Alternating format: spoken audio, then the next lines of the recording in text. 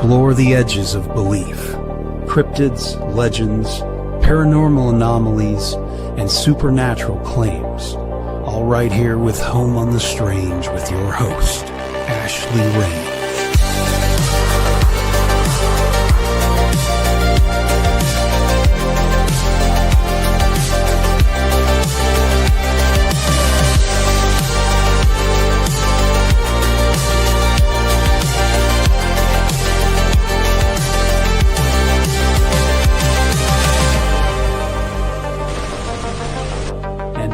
Here's Ashley.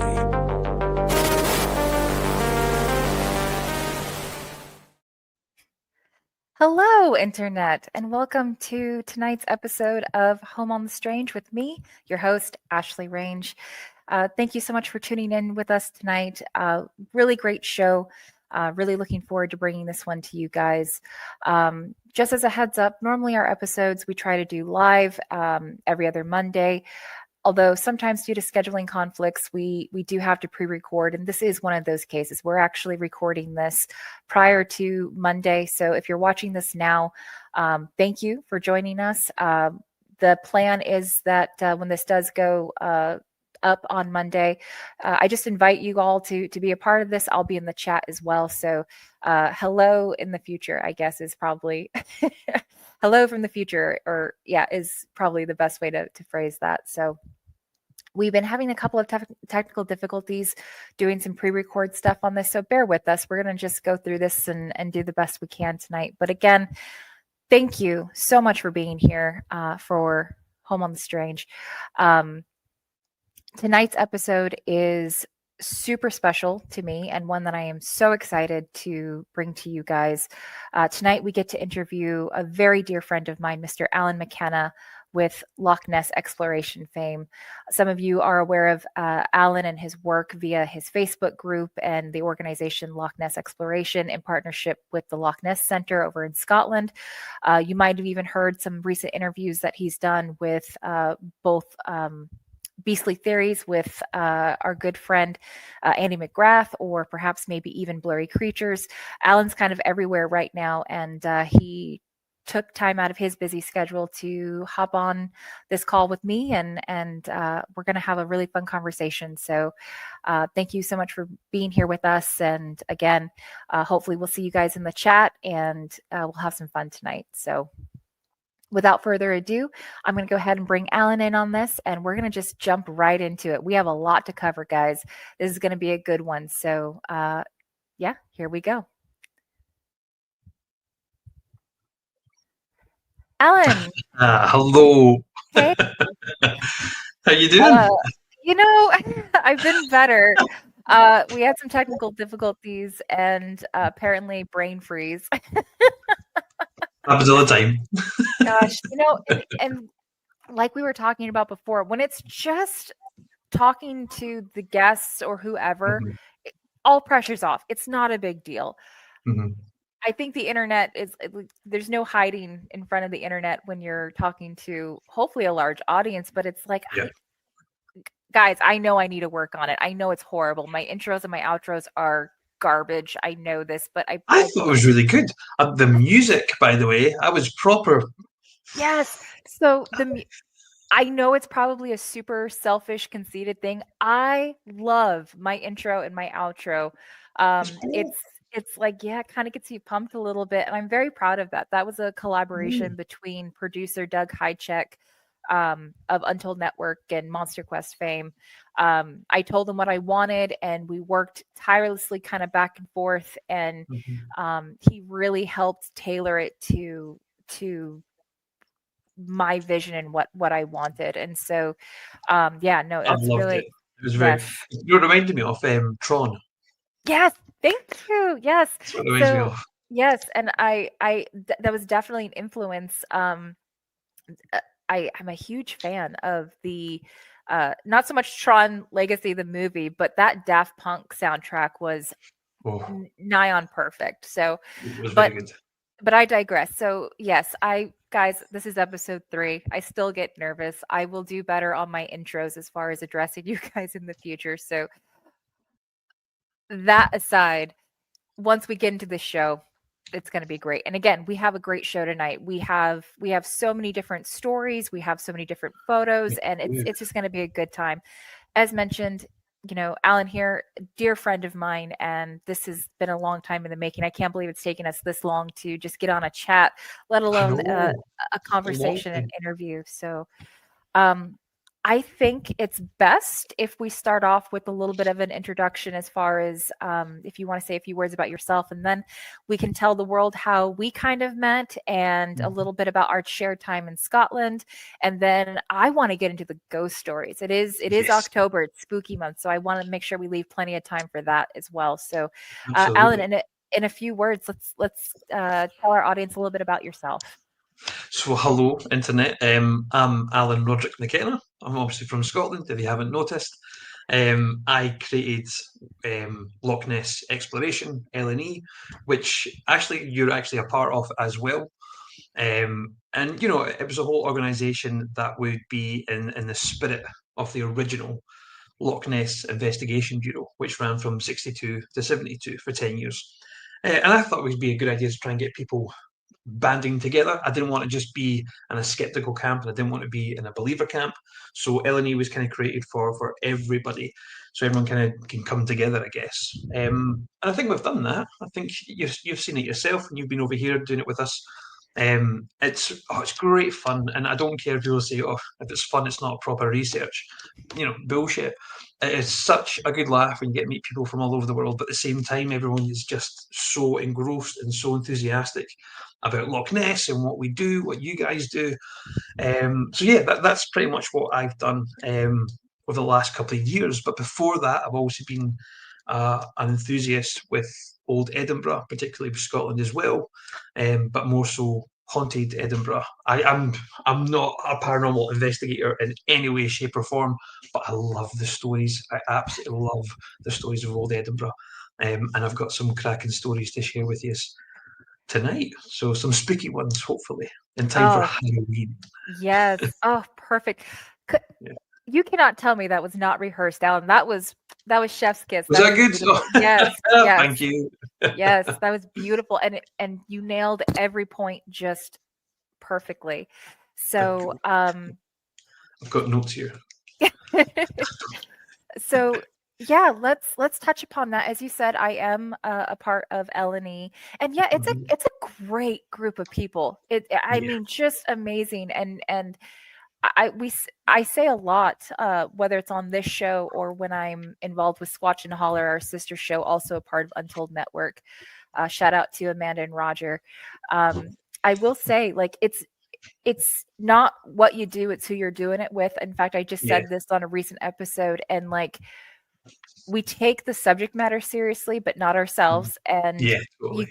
you can't have it in too much in one end or the other. You can't have, as you said, hardcore skeptics or just belief to such whimsical like depths that it's like, okay, well, now you're just crazy. Like there's a fine line, and I think we all do a really good job of that. It's a great group. And how I became involved in that,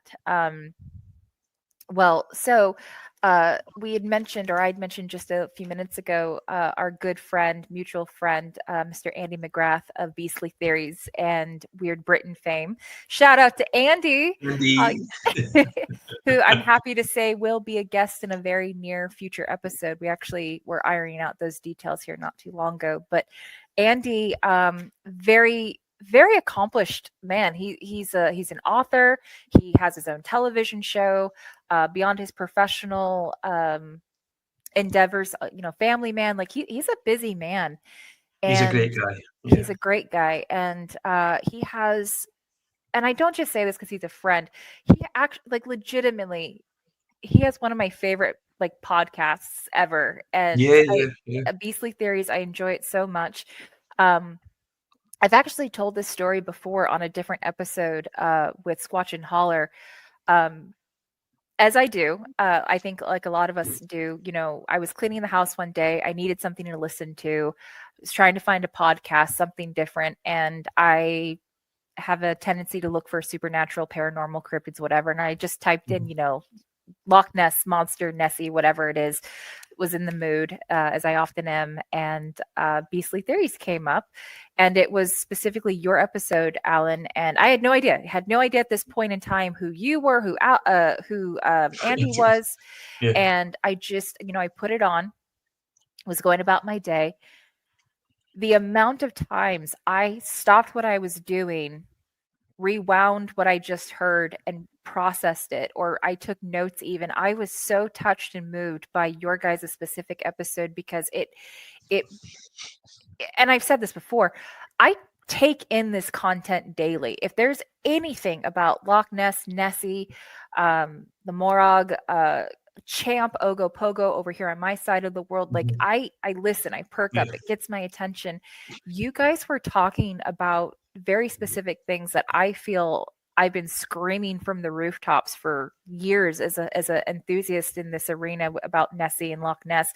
And the conversation just felt so genuine, and like I felt like I was sitting with friends at a pub just having a chat. And you guys hit on some really, really important notes about, what you think, what it could be, what it's not, different possibilities as far as, what is it, amphibious versus, more traditional kind of lizard type thing, or dinosaurs. Like, you guys covered the gamut, and I can't remember which one of you said it, but my biggest pet peeve with all of the complaints, or not complaints, what would you call it? The negative feedback of looking for these creatures is like the boats.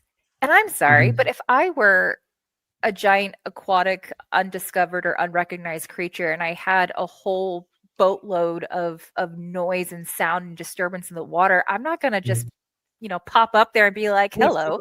It's going to probably drive away creatures and any type of wildlife, not just monsters. But one of you had mentioned that, and it was the first time I had ever heard somebody say it professionally. And so I could go on and on. You're right. Like, that goes even way back to one of the main roads when it was built at Loch Ness as well. That it was under construction. Dynamite, right? They were blowing up parts of the mountainside. Aye, so we know, if there is something in Loch Ness, we know previously about other animal behaviour. If there's human activity in that area, if it's loud, if it's disturbing, if it's a nightmare for the environment, they drive deeper into the woods, as I guess, a protective mechanism, a natural survival instinct. If you chase a deer, it bolts back into the forest. It doesn't come out onto the main field or the prairie. I don't know what you guys call it over there, the prairie. Very rare do creatures in the wild go towards the disturbance or the noise, and I have no reason to believe Nessie's somehow different. But at the end of that episode, Andy asks you, hey, anything you want to plug? Where can we find you? And it was just a simple email, just I believe it was just the LNE generic email. And on a complete whim, I was so moved by your episode. I reached out, I just sent an email, and I didn't think anything of it. It was around the holidays. Certainly wasn't expecting anything back. And I won't say I poured out my heart, because that's a little, but it was, I'm like, I'm just going to say what I need to say, because I'm never going to talk to this person, and I just have to let them know how much this episode meant to me. And in the middle of the holidays, mind you, I tip my hat to you. That meant so much to me, that you took time out and so thoughtfully and kindly and respectfully got back to me. And the invite. I remember that. Yes. And then the invite to the Facebook groups, which is so funny, because they're not private, but if you weren't looking for it, you wouldn't necessarily know that it's there. And so joining these groups and getting to meet all of these people who I now call very dear friends, and we'll get into it. I mean, there's Davey, there's Roland, there's Steve, there's a whole slew of Jared and Amy and Allie, and all these people who I love and I adore so much. And they're great people. We'll get into it. And you and I just really hit it off and became friends. And absolutely. And flash forward to the first quest, and at the time it was the biggest hunt for the Loch Ness monster in about 50 years. Biggest surface watch in about 50 years. And And how long did it take for you to kind of prep for that? And what do you feel like your goals were met? And sorry, third question, because I've said this numerous times, but I never got clarification. Did you know in your mind it was going to be a regular thing, or did it really just take? No, not at all. So it was, yeah. So we were. I think the press ran with the biggest search in 50 years, which really annoyed me, because the biggest search, and I'll never outshine it because it's only right to correct it. And that's with Adrian Shine and the Loch Ness Project, 1987 Yes, Operation Deep Scan. Everyone yes, knows that. But yes, we were the biggest surface watch in the last how many years? yes. We, on paper, I think you've seen it as well. We had something ridiculous like 300 people signing up, and they sent us all their details, all this stuff, and it was great. We're kind of panicking, to the point where we had to go to the Highland Council, and ask for proper like permission almost, because we were expecting all these people. But I don't know if you've seen the very first quest we've done. It was the worst weather we've had Yes, I in remember. how many years? It was the first time that the Royal Highland Games were cancelled because the weather was that bad. So we never reached the volunteers that we actually wanted. And because of the weather, I'm not going to expect everyone to sit in the piss and rain for for 9 hours. But it was still an incredible experience. Yes. But no, it wasn't supposed to be an annual thing at all. It was terrifying. It was the most overwhelming thing that has ever happened to me. And shout out to Amy Todd from the Loch Ness Centre. She's now obviously moved on from the centre, but that woman is on like constant steam. I don't know how she done her job. Yeah. The way she handled all that, Jesus, I couldn't do it. So the fact that she's done it all, we'd helped each other a lot, and we were always on the phone with each other, emailing back and forth. There was loads to go through, which loads of health and safety stuff we had to do as well. We had to go around the loch and get the points. Yeah, it did. It in a short space of time. I think we only had maybe like 3 months to plan for that, if not Yeah. less.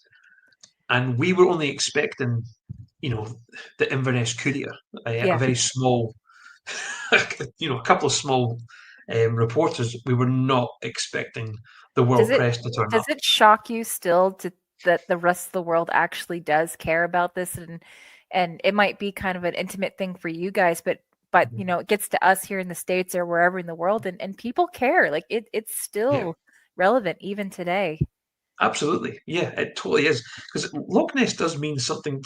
I know that people will just say it's a tourist trap, it's a waste of time, and go away. That's fine. We know how you feel about that. You don't need to stick around. Fuck off. Um, sorry, You're but fine. those who are quite invested in it, Loch Ness means something to all of us. But it means your reason might be completely different from my reason, but it still brings people together. Whether you call yourself a skeptic or you call yourself a believer, there is a middle ground there where everyone can happily coexist with one another. So 100%. seeing that, even when you came over, and even the first message that you sent me, along with many others as well, that perked me up. Going, do you know what? It's not just me. No. There's thousands of people out there that love this story and that love this mystery, who would love to be more invested in it. And this is why we kind of, not that Loch Ness went away anywhere, but there wasn't enough. What I think anyway. You had Steve, you had Adrian, you had a few others who were there constantly, and they'll always be there. But we never had was a big team who were going to be consistently there, and that's why I'm hoping we've stepped up that. When we go up there, we've got a team of 17. Last time we were up there, 17, and we dot Yeah. around all over the loch. We do our bits and bobs, and everyone's just so kind to one another. And we 100%. will listen to each other's opinions. We'll listen to each other's theories on it, and you won't get shot down. Even if you do come to us and say, I think it's just a big fish, that's fine. You can believe that as a big fish.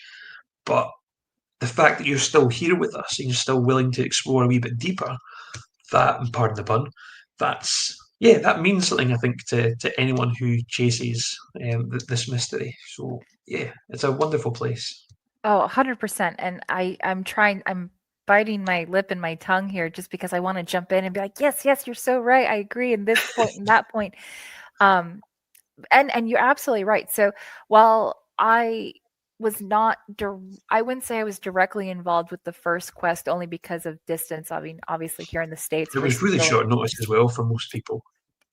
But I will say the news reached us. So even outside of the group and knowing you and everything, like it did reach people who are kind of plugged into that kind of thing.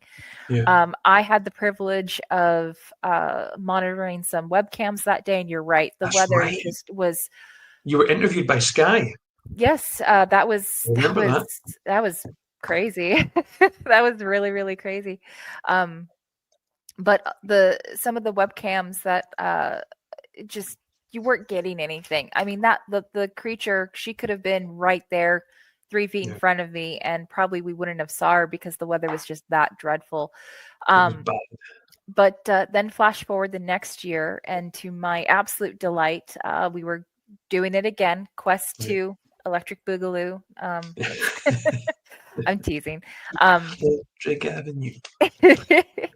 The Quest 2 came up, and kind of a not to say it was bigger or better or anything, but the importance around it was so palpable. We had a lot of amazing people on board. We had obviously a lot more enthusiasm from the first round because a lot of people missed out, again, just as you said, the weather wise and everything. And so this was going to be it. And to have the absolute privilege of being able to go there myself and be there in person for it was I to say a dream come true doesn't even begin to cover it. My entire life I had been waiting to. This is a lifelong fulfilled dream of not only going to Scotland, but an actual true blue expedition for something that I've been passionate about since I was 5, whether it's, Nessie, Scotland in general. You've heard me say it's in my bones. It's an amazing place and amazing people. And so it was really great to be there. We had the absolute fun of being able to work with not only L&E, but the Loch Ness Centre, where Miss Amy Todd, speaking of Amy Todd, she was running her team as well. And the way everybody came together, you and I had a couple of days there to do some I don't know if you would use the term scouting in the same way that I would, but scouting out different locations. There's observations, like scouting, same thing. I know what you mean. Yeah. And I think for me, as much as the professional, polished, shiny stuff during the day kind of seemed more promotional, if not even unintentionally. It's more like the promotion and the getting it out there. For me, and I would assume everyone else too, the real fun, the real meat and potatoes of it, and the real good stuff in the expedition. The real meat and potatoes. That's probably an American thing. Maybe it's a me thing. People in chat, hi. Did I use that wrong? Does anybody else? No. You should see our chat. Sometimes they'll be like, what? Real meat and potatoes. The real meat and potatoes of it. Just means the substance. Like, yeah, okay. Just to clarify. As our conversation before, sometimes words don't always translate. And we cannot agree. Sorry, internet, but me and Ashley spent about an hour comparing words, what they mean over there, what they mean here. I can see why our worlds would get in trouble with one another, They were the Urban Dictionary words, not the I'd be in jail. Yes. True. We digress though. So yes, sorry. No. Okay. That being said, the real substance comes, at least for me in that experience, was during the night investigations. Yes. From everything that I understand and my own research, talking to people, and not just Loch Ness, mind you, again, and I've said this 1,000 times, Nessie, although she's the most famous, arguably is not the only one, and arguably not even the most well-known one. I would very kindly and warmly, and with all due respect, even argue that Ogopogo in British Columbia, Canada, has probably some more compelling evidence than even Nessie herself. And while Nessie is, the mother of all lake monsters and kind of the OG, she's not the only one. And so when I talk about these things and I use Nessie kind of colloquially, I think the world would be really surprised to understand at least from my perspective, the characteristics are very similar. A lot of activity at night,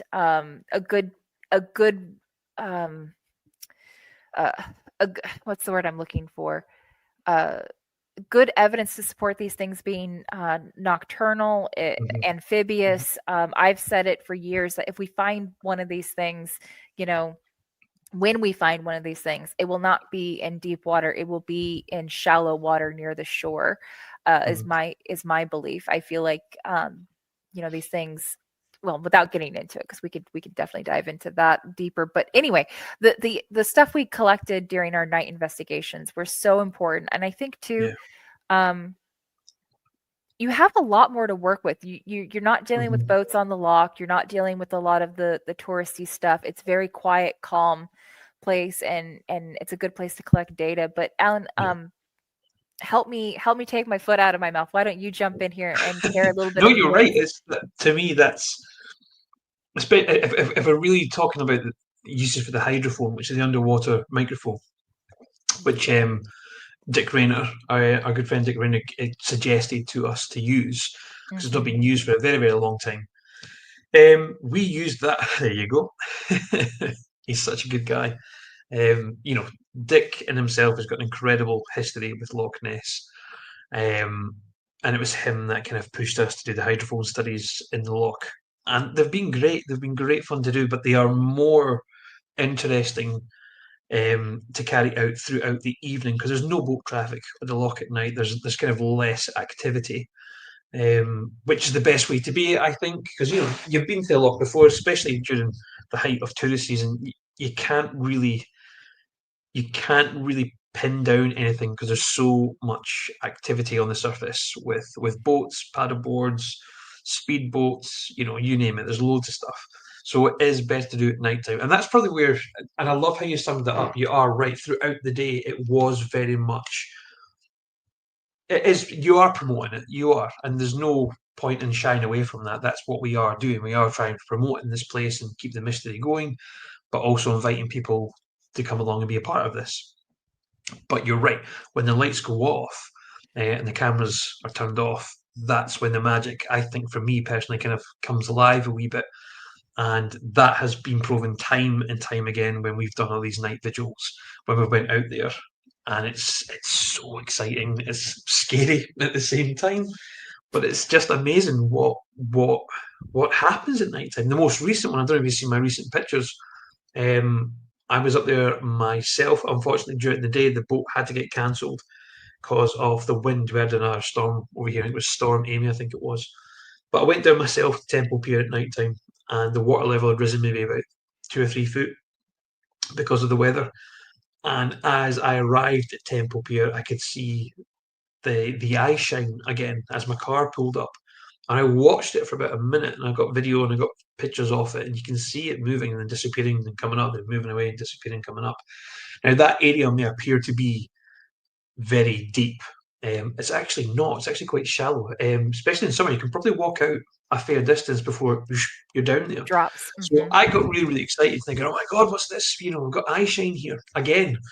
And this time it was above and not below the surface. So, but after going through all the photo and there's not. Correct me if I'm wrong, and please do. I mean, honestly, I sometimes I'm mistaken, but there's not a lot on the loch, especially at night. That it's not.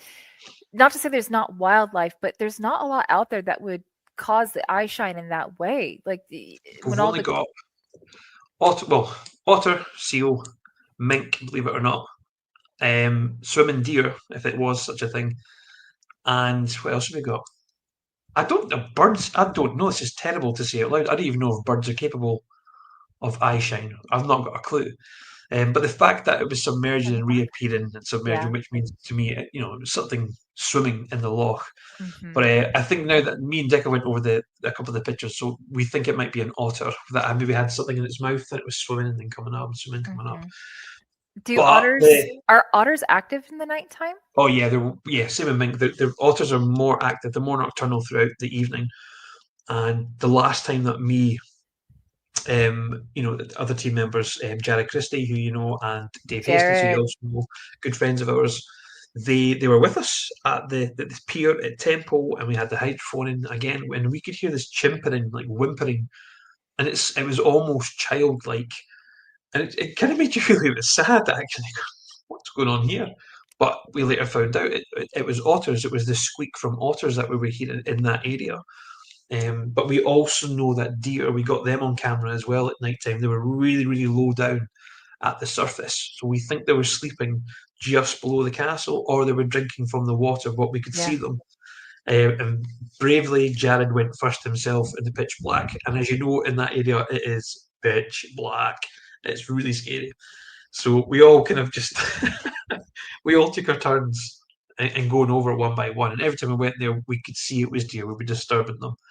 But there's loads of things at It's night such time. a testament too of how sensitive the equipment is. Like there's nothing cheap about it in the sense that it really picks up and it's not a matter of will we catch a noise, it's a matter of what is this noise. And like I've said in other shows too, a lot of the actual investigation work isn't as much as what's trying to find the thing. I mean, that's ultimately the goal, but it's also what is it not? Like we know, as you said, otter or sometimes even deer might be in the loch swimming or drinking near the river or the water's edge or whatever. Like it's important to build that case up, and it's important to have that data to compare to. And so I will say, I'll say, as somebody who was there, it was so funny to me because, again, lifelong dream. I'm so excited. I'm there. It's nighttime. We're down, I believe, same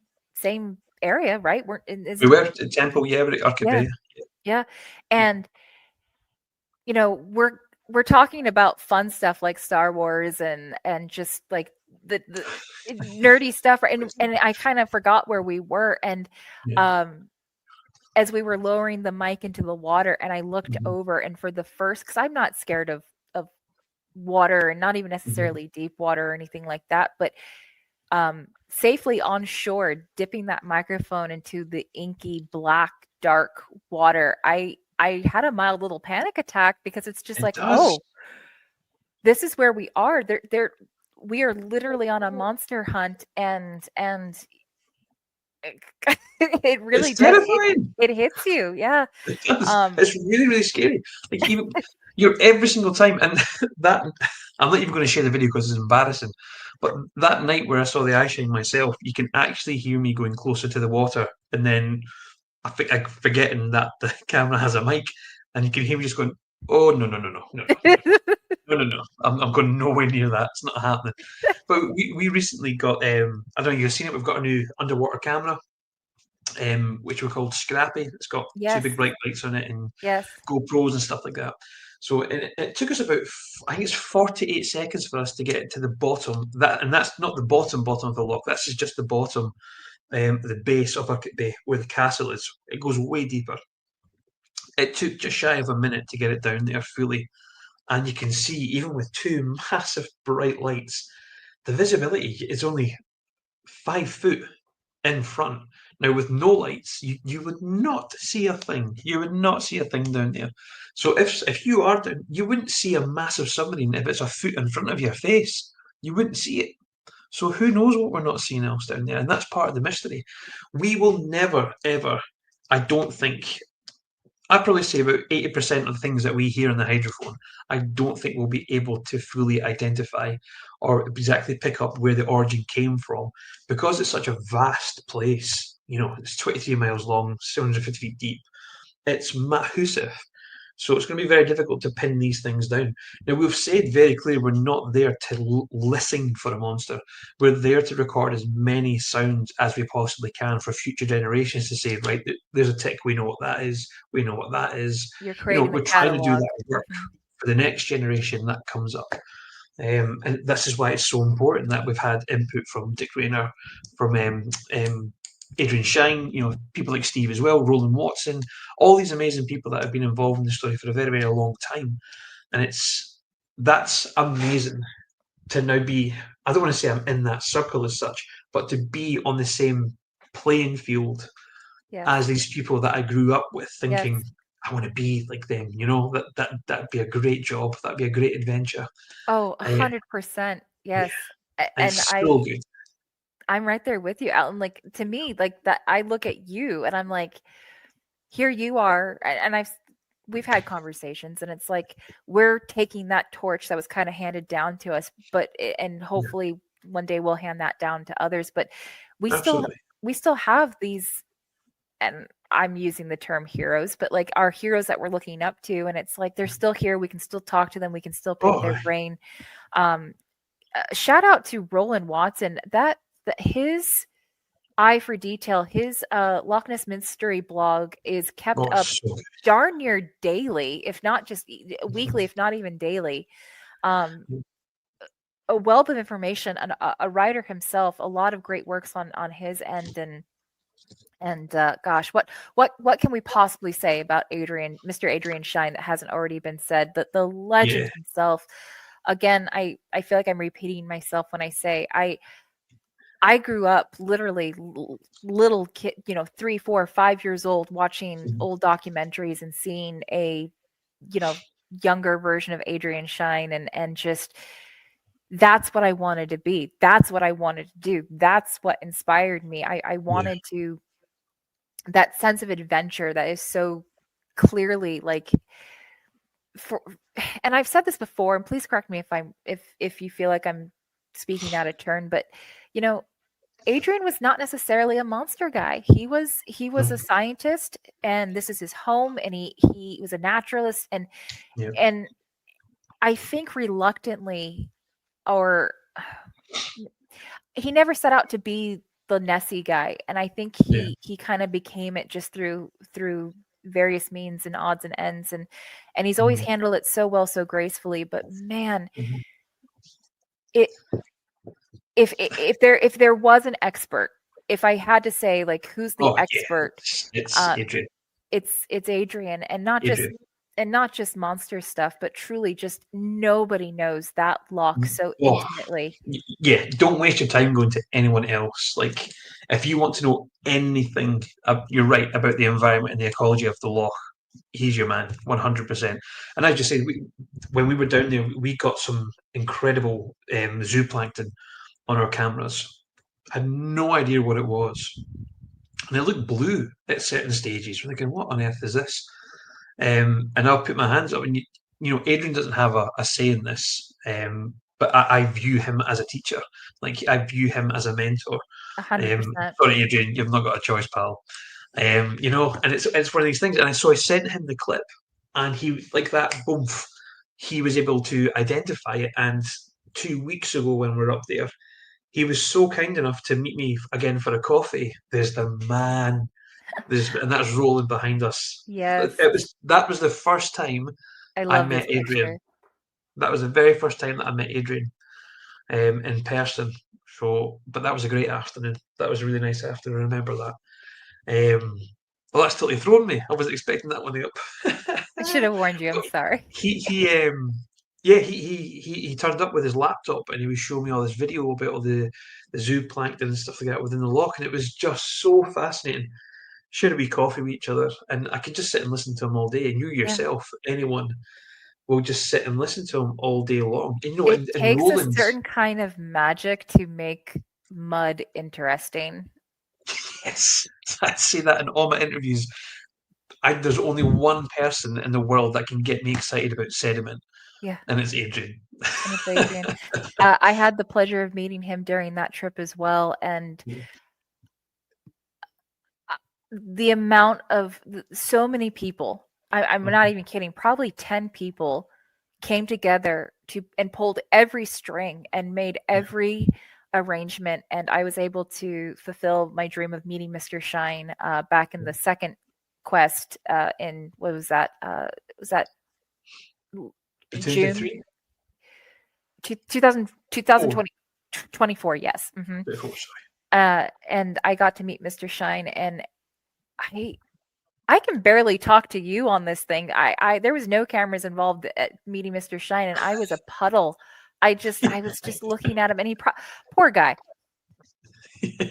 Who is this crazy American? What does she want? What is she talking about? Why does she care so much? Like, but proper gentleman. If he was weirded out, if I did scare him, he did not show it. He had more class and dignity, and was so kind. And it's very rare you find people who give you their full attention, and that that connection is there. I struggle giving people 100% my full attention, but when I was sitting with him, we were having a cup of coffee, and I was trying to not so eloquently explain to him what his research meant to me, and how I grew up just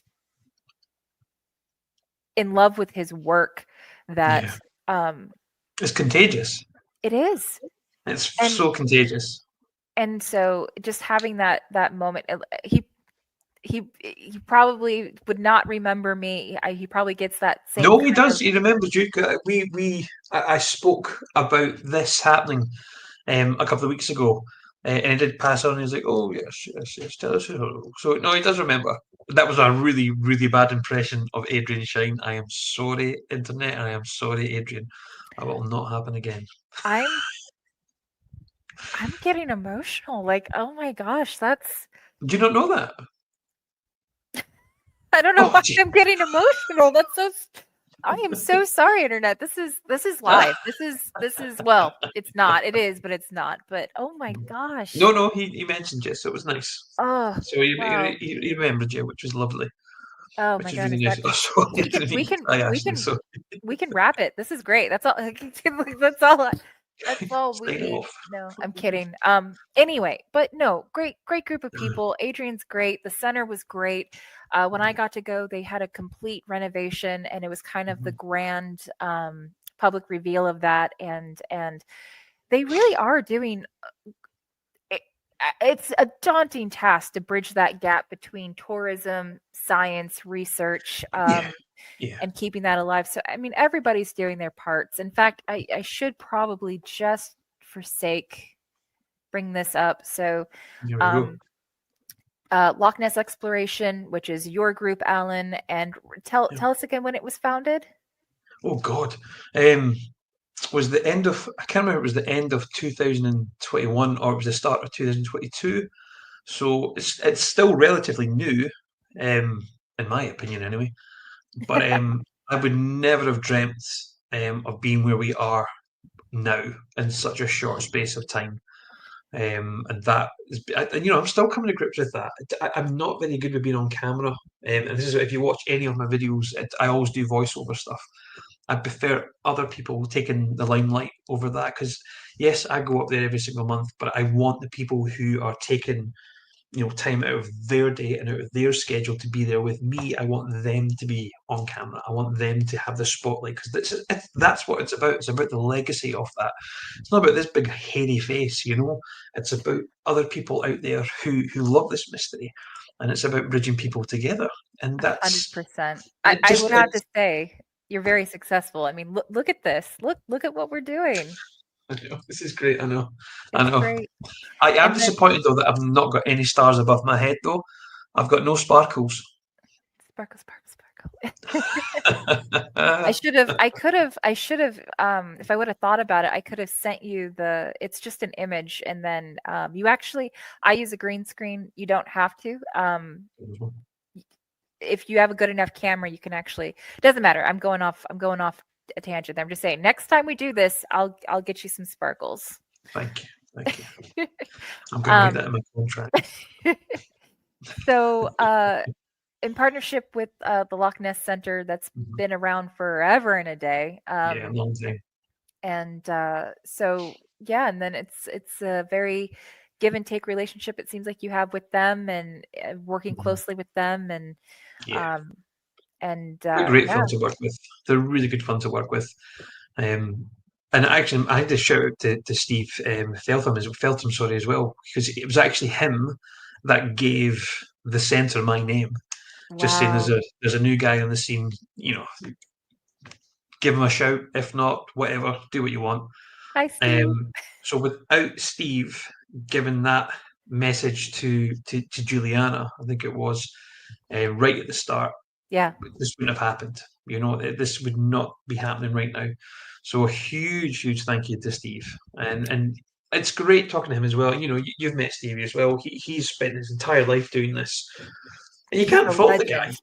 He's a He's legend. doing what he loves, and anyone who turns around and says he's wasting his time, in my opinion, is an arsehole. It's his time. It's his life. He leave him be. He will do what he wants, and if every day is an adventure for him, good on him. Bash on, buddy. Because the world that we're in just now is so screwed up. Do what you do and do what you love, sorry, and do it to the end of the day. That's the most important thing to do, is go with your heart. I know it sounds really cheesy, but follow the heart all the way. That's what you need to be doing.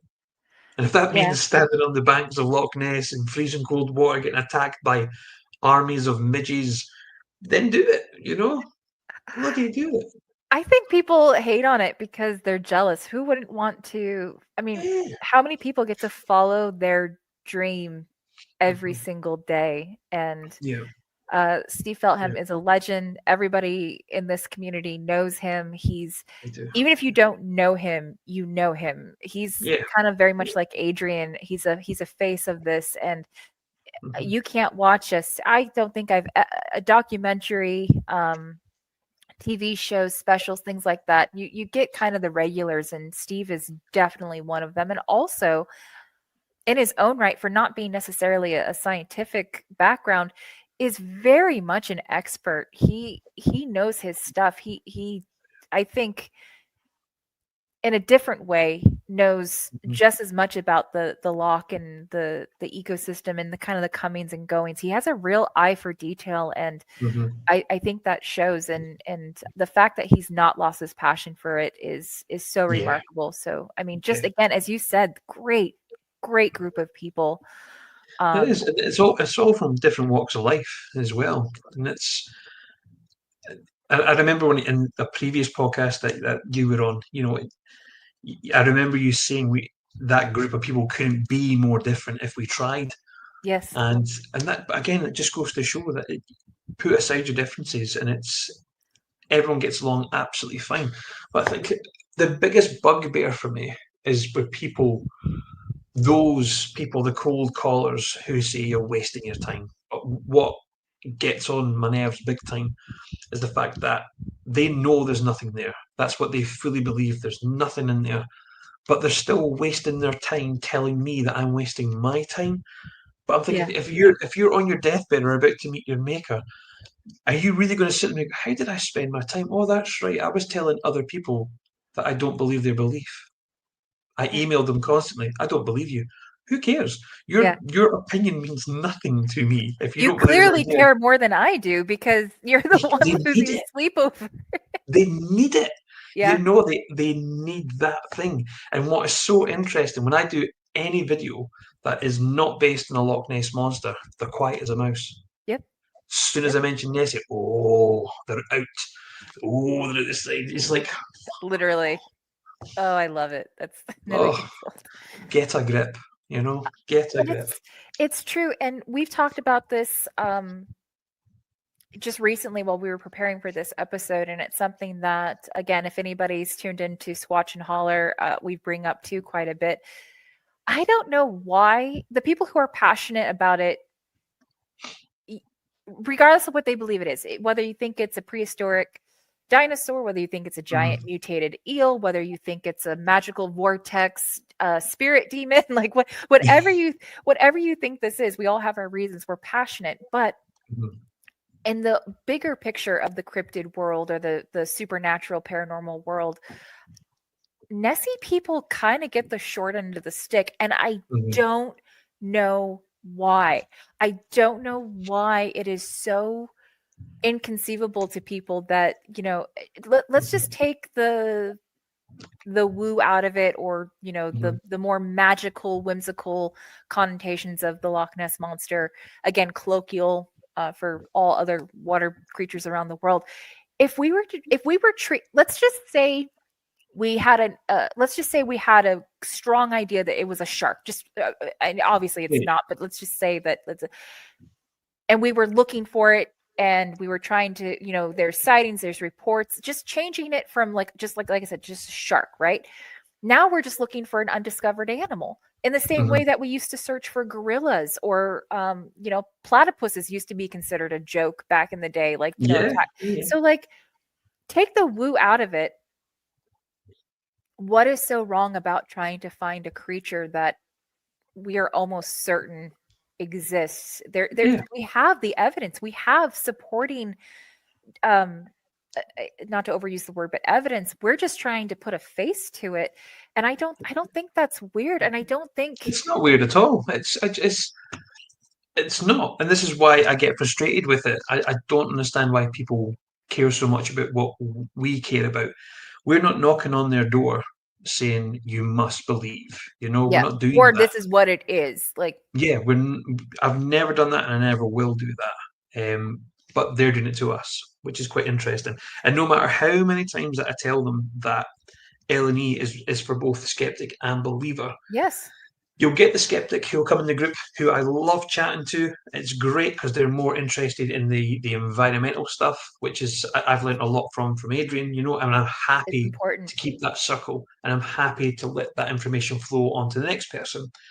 But what I don't understand is people who are just here, they're extreme skeptics, I guess, if you want to call Yeah, them, the ones who turn it personal for no reason whatsoever at all.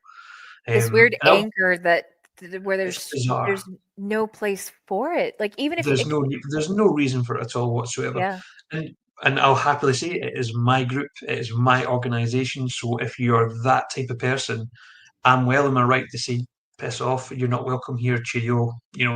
I yeah, only want to talk to people. You can be a skeptic, but as long as you yes, have respect with me, and as long as you yeah, treat me like a human being, we'll be absolutely fine. But as soon as you 100%. start making it personal, I don't mind questions. I don't mind skepticism. Like you yeah, said, if it's a big fish, it's a big fish. Like, let's cool. have the conversation. One of the Yeah. biggest goals that I have here with Home on the Strange is, and I've said it, like, it's almost become kind of an unofficial mantra, or motto, or whatever. It's not everybody believes in these colloquial spooky things. I still want to have the conversation. A lot of Yeah. the guests I have planned for future shows are not in Mhm. a paranormal, supernatural, high Mhm. strangeness realm. I want to talk to people who, and perhaps maybe they've had an experience and they're willing to share it with us, Mhm. that whether they know what it is or whatever. But a Mhm. lot of it too, like, the conversation is key, but the attitude is like, yeah, It poor counts poor for everything. attitude. Yeah, It's yeah, yeah. I but mean, I don't like. I'm not religious in any way, shape, or form, and I don't believe the whole flat Earth theory. I think it's bonkers, absolute bonkers. But I'm not making my way onto those forums to have an argument with people no, because you because don't, I like, you know don't. that the world is not flat. So I'm Yeah, thinking, okay, cool, cheerio, boom. I'm not going to go and tell them that they're wrong because that's their belief. That is their core system belief. That's cool, pal. You and I are never going to see eye to eye. We'll just part ways, and that's the way it should be. yeah, But you're absolutely right. They're just numpties. They're numpties, and it, it's just all about respect at the end of the day, and it that is. is all it is. That's It's all it all it comes is, down to. That's truly. all it is. And some people are just still have a wee tantrum now and again because who can shout the loudest isn't Yeah, always the big and bravest. it's so true too. And I do want to clarify. So the reason why I use, like, the shark as the example is because, you know, do we want Nessie to be a Disney esque, magical, family friendly plesiosaur. Yes, in our hearts, Yes. don't we all want? Don't we all want that? Don't we want the Yeah, friendly? I want to get in the back and go for a Yes, ride. Like, you yes, know, 100%. That that's Nessie burgers, all these kind of things. in Everything. our hearts for sure. But what I believe Nessie is something very old and prehistoric, in the same way that sharks, alligators, crocodiles, these are very prehistoric things, but we take it for granted because we know what it is. How do we know what it is? We spent time researching. There's not just such a thing as one shark. There's hundreds, Yeah. if not even, well, maybe thousands. I don't know. That might seem a little hyperbolic, but at least hundreds of different types of sharks, right? Who's to say that what's in Loch Ness um, has developed to its own ecosystem, its own needs? To say that what's in Lake Okanagan here in British Columbia, Canada, like maybe they're cousins and similar, that evolved different for different habitats and things. Like, just because we're passionate about finding this thing does not mean that we're all just delusional that it, that we're going to. And I think that's important to kind of clarify. It is. It absolutely is important, and it's. I can't remember who said this quote, but impossible is just a word. And I love that wee sentence. I love that. And you're right. Like I don't think I'll ever tell someone I think I've even told you this, exactly what I think Nessie to be. And that actually came from Adrian Shine, believe it or not. He told me when we were at his house having whiskey and crackers, he says, very important, don't tell them what you think. I was thinking, right, okay, I've noted that has stuck with me.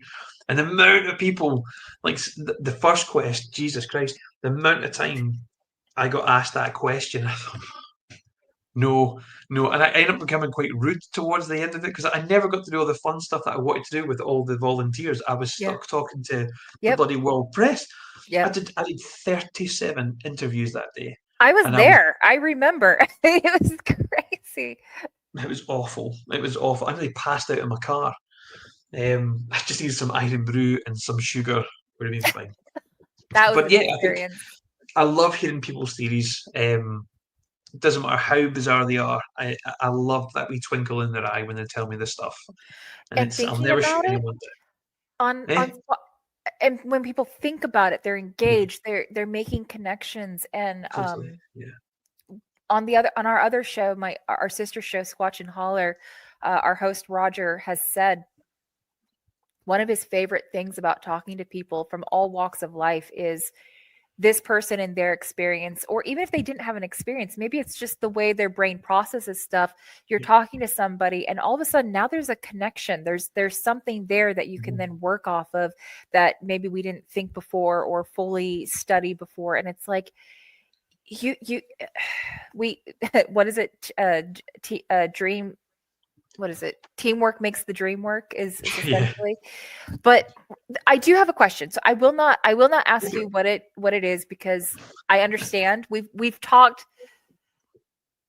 We've had loads of conversations about it. We've had similar, a lot of what if kind of conversations. And likewise, I don't think I've ever told you what I think it is, because it's like truly, and I know what it's like. People, well, what do you think it is? And it's like, well, you tell me. No, I love keep it to yourself.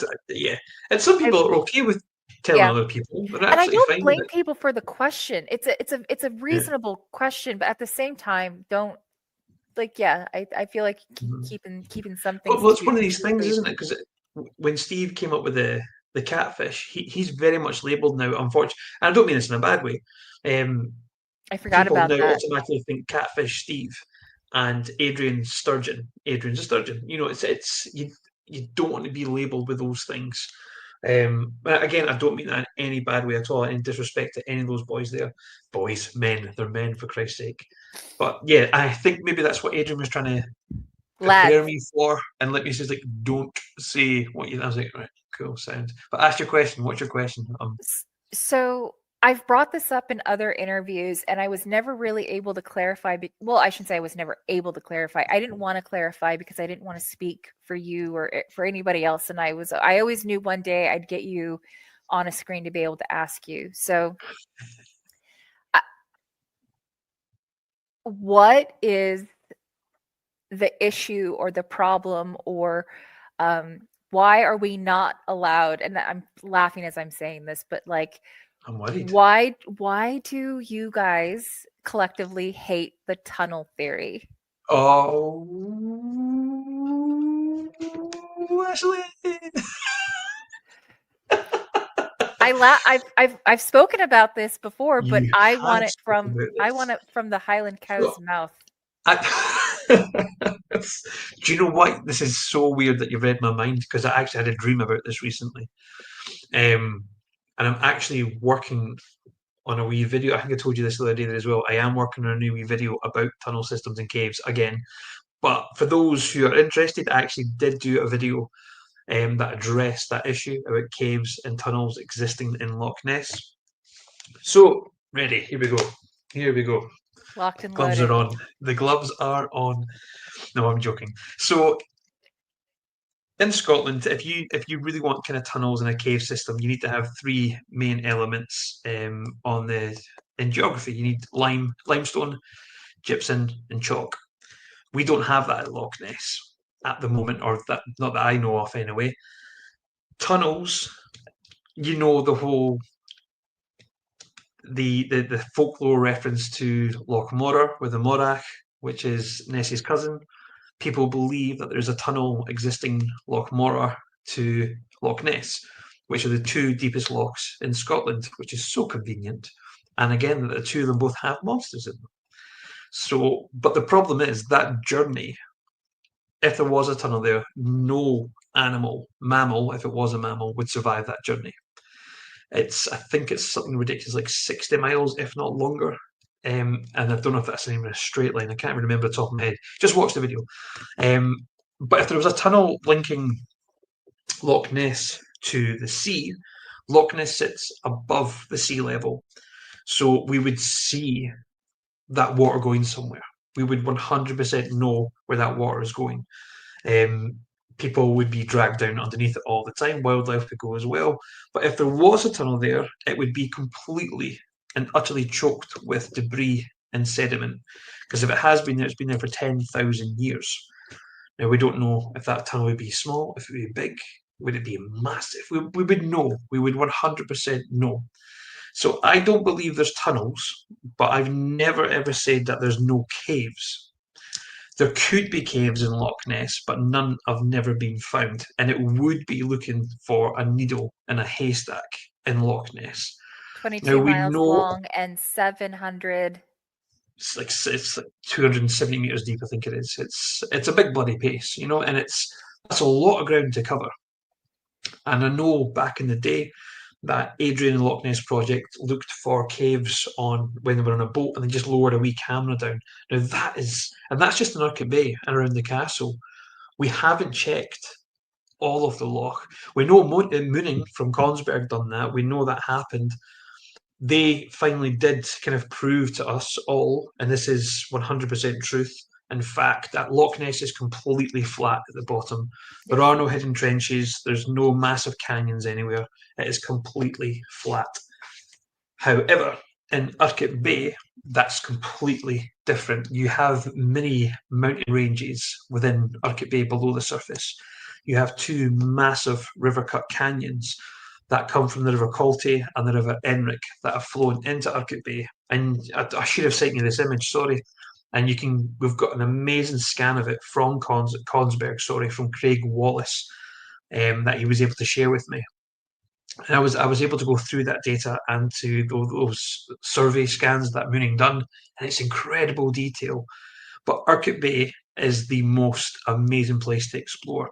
And I think if there's going to be any type of not a cave system, even like a really low hanging shelf that's maybe been, eroded by the amount of glaciers we've had back in the day, 10,000 years ago, 20,000 years ago, that stuff. It is possible to have them there. They just have never been discovered. So I would think caves would be more likely than tunnels. I would love the tunnels to exist, and that would explain certain things. But I think we would, with the amount of times a loch's been surveyed from one end to the other, we would notice where if there was that pressure buildup of water, where's it coming out of, and in the sea, we would be able to follow that down. Now, someone did reach out to me a couple of months back saying that this, I'm going to apologise because I don't know if I'm going to get this right, but I'll give you what I can remember of the conversation. That somebody said that there was a tag on someone. I don't know if it was someone or an animal, but it was tagged and it somehow managed to go underwater and it managed to go all the way through the Highlands and then it somehow ended up out into the ocean. Now, I have no fact on that. I've got no data on that. I'm taking that purely from someone's account. So that I found was quite interesting. I would love to explore that more, purely not to prove someone wrong. If you've got the evidence there, or if you believe in that, come and talk to us, and we'll go through that together. And if it turns out to be nonsense, that's fair enough. That's okay. We've not wasted our time. I've met someone new. We've had a conversation. I'm good with that. So yeah, sorry, Ashley. I don't think there's tunnels, but there might be caves in Loch Ness. We're not entirely sure. Yeah. But again, we need to remember limestone, chalk, and gypsum. Those are the three main elements we need for cave systems and tunnels. You unintentionally made a point, rather, maybe I just made the connections and are making my own point, but it's not like, first and foremost, Nessie isn't the only mystery of the loch. Like, we are still trying to figure out the ecosystem and how it works, and there's always new things to discover. And and I like how you phrase it, where as everything that we know right now, scientifically, there is no tunnels, but prove me wrong, right? If somebody does end up with some data or a new finding or something, we're always open to the ideas. We're always open to be wrong and to learn. And I think that's important, because I at least from the States perspective, and for me as an American growing up with this, I would have told you this is going to sound kind of unintentionally, like, maybe pompous, but even as like a child, I should say, teenager, whatever, young adult, I would have spouted off tunnels kind of matter of factly, because it makes sense. I mean, it is kind of the path of least resistance, but as science and technology and communication gets stronger and more advanced, it's kind of cool. Like I said, a lot of finding of what there is eliminating the things that aren't as, gosh, why are my words failing me? But the not so sexy stuff, like, it can't all be monsters, like right? Like, it's the science of it. It's important to have that balance, though. I think it's really, because I think, and I made it quite clear. You're right. Touching on childhood there, what you're saying, you're growing up as a teenager. I had that. I had complete blind belief that the Loch Ness monster is real. I didn't want to listen to other people's theories, or their perspective. And it can't be this. I was like, no, it's there. I'm fine. I know it's there. And I think that can be quite a dangerous path to go down. I think you need to really look into all aspects of it. And this is why I encourage people, read as much as you possibly can on the subject, and don't just read believer stuff. Read everything, and you'll find yourself exactly in the place where I am just now, where both elements are equally fascinating as each other. The Nessie element and the natural environment. I love both, and I'll sit and talk about both all day long. Same. And it's weird how some people get offended by that, thinking, well, if you're looking there, why on earth, why are you interested about natural phenomena? Because natural phenomena is important to know in this story. And if you don't know it, you're going to think every wee wave is a massive beastie and a monster, and that's just not the case. It's not the case. No. But I think there is something there, but I don't know what. I don't know what's there. And at this moment in time, I don't want to know. I quite enjoy doing it. Right. Oh, likewise. Without sharing what you think or even what you thought, I'll ask it in this way. Is it safe to say that your opinions have changed over the time, since from when you were a kid to now, what you thought it was versus Yeah, what you think it totally. is now. Yeah, see, same, Totally. same. Absolutely. And Absolutely. you have to truly have an open mind. Once you've made up your mind Mhm. of what something is, Yeah. then what's the point? You can't fill an empty cup, like, or Yeah. you can't pour into an already filled cup, rather. So that's what makes it fun. I think the mystery is obviously fun. I Yeah. would, a part of me would be, and I'm only speaking for myself, but I think a part of me would be sad if Mhm. I should say when we definitively get the answer. Yeah. But Yeah. at the same time, even though my opinions may come and go as far as what I think it is, the one thing that has never swayed for me personally, I have every confidence, 110% confidence. There is something. Like I said, it's a Mhm. matter of when, not if. There is Yeah. something Yeah. there, Mhm. definitively. That much we know. Absolutely. And so, what It's is an it? amazing place to explore. It really, really is. And I wish you were there with us a couple of weeks back, well, a couple of months ago, when, Oh like we yeah. say, when we got the underground cave systems in my head now, underwater cameras. Like when we pulled the cameras back up, this was so funny. There was 17 of us, for Christ's sake, around this tiny wee GoPro screen, and nobody was talking. We were just all looking through this tiny wee screen at the bottom of the loch, and even that itself is so captivating, because any minute now, if you even took 2 steps out of that light source, you're in a complete different world, and you don't know what's right there, and that's what gets me quite excited as well.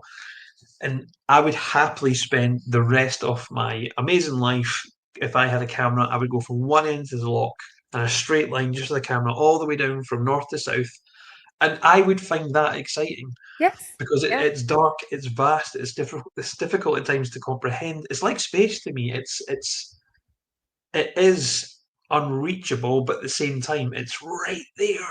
It's right there in front of you, and you want to take that everywhere you go. And I just want other people to recognize that as well. Yeah. And if you are passionate about something, go and do it, as long as it's legal. Yes, legal. And yeah, no, for sure. And Yeah. man, what are the odds that such a wonderful mystery, such a Mhm. wonderful man, it's like, I don't know what I love more, like the concept of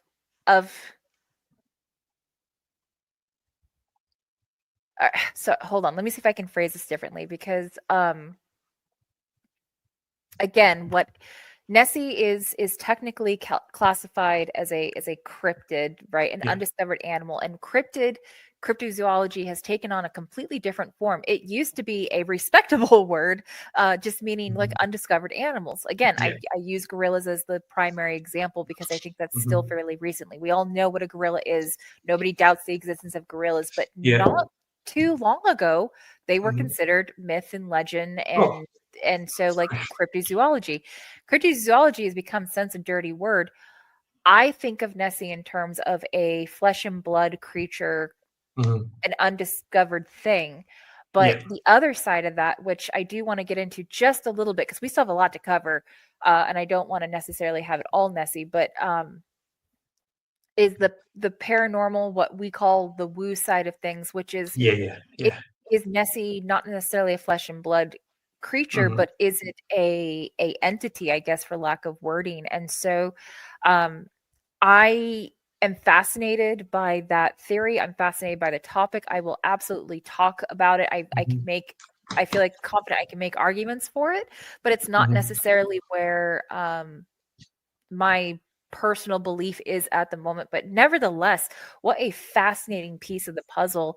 Alan, Yeah. did you want to, no pressure to you, but did you want to touch upon that a little bit? Yeah, And absolutely. I mean, whenever anyone mentions the interdimensional extraterrestrial thing, yeah, everyone who knows the Loch Ness story automatically goes to Alistair. Is it Crowley? Crawley? I can never remember his surname. Crawley. tomato, Crowley. tomato.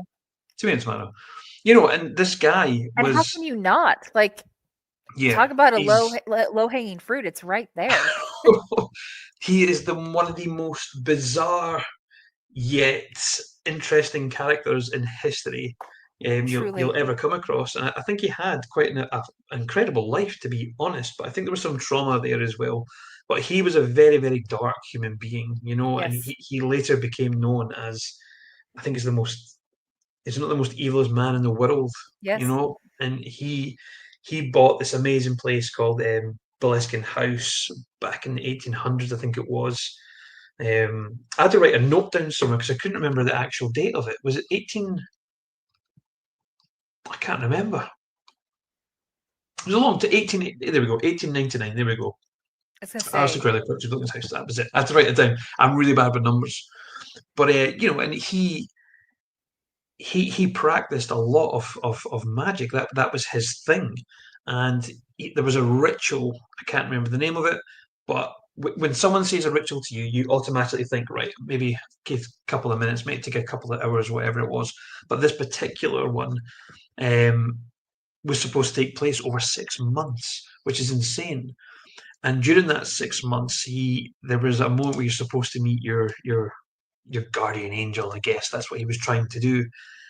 But what happened was he thinks something went wrong, and a lot of people believe he believed as well, or claimed that he's the purpose, that there is a Loch Ness monster, that it's a demon, it's a shadow shifter, it is this entity that comes from a different world.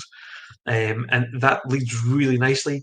We're approaching Halloween soon, and that just fits in perfectly with what we're talking about. He's a very, very strange man.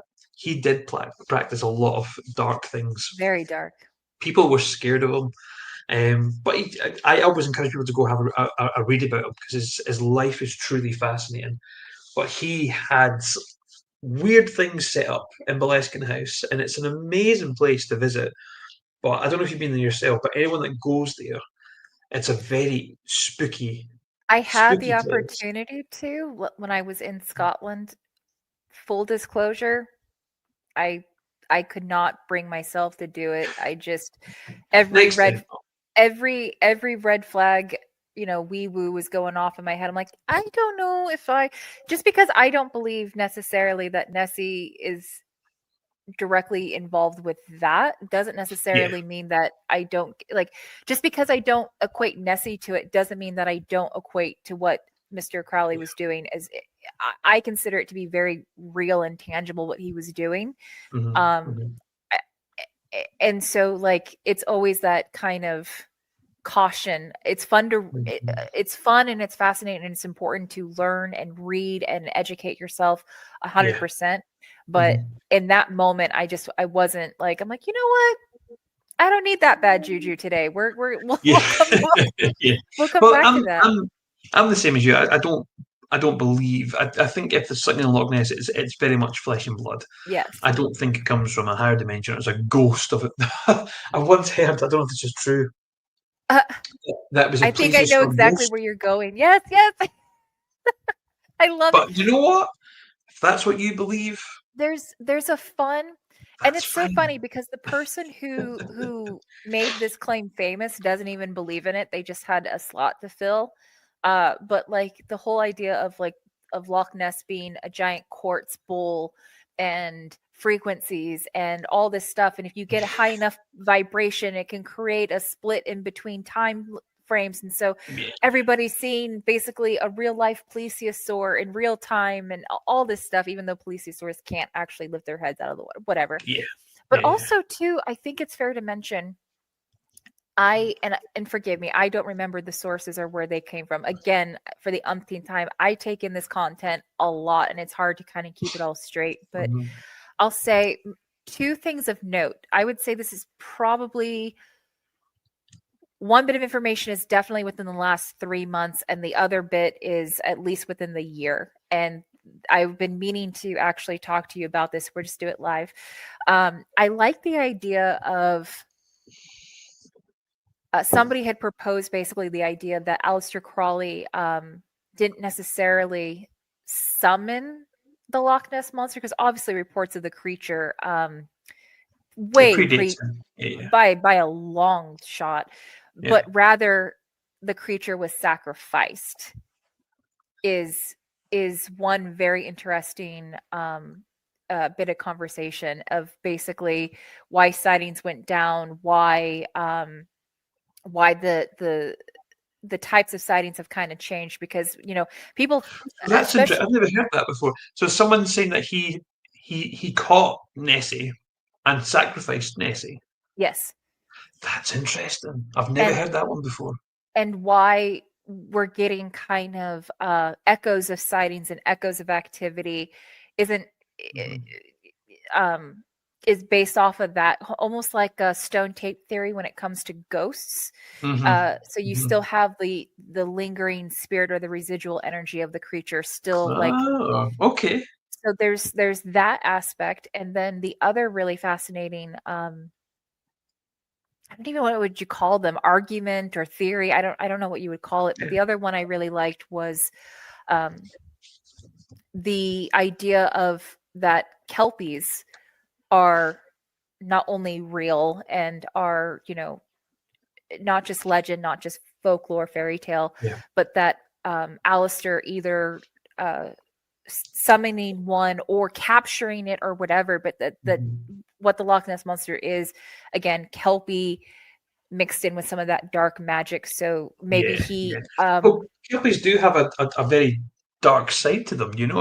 If you read Scottish folklore, depending on the age group, of course, the Scottish water Kelpie can be seen as this mythical, beautiful creature, but that kills children.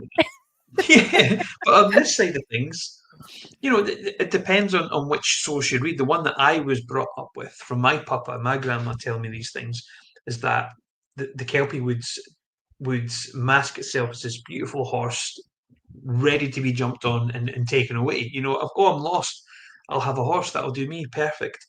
And then when that person jumps onto the back of the horse, the Kelpie, they cannot move, they're frozen, they become one with the horse. And then the Kelpie dives back into the river or the loch and you drown, and that's, but it's also been masked as a beautiful female that's standing on the edge of the banks of the river that's trying to lure people in.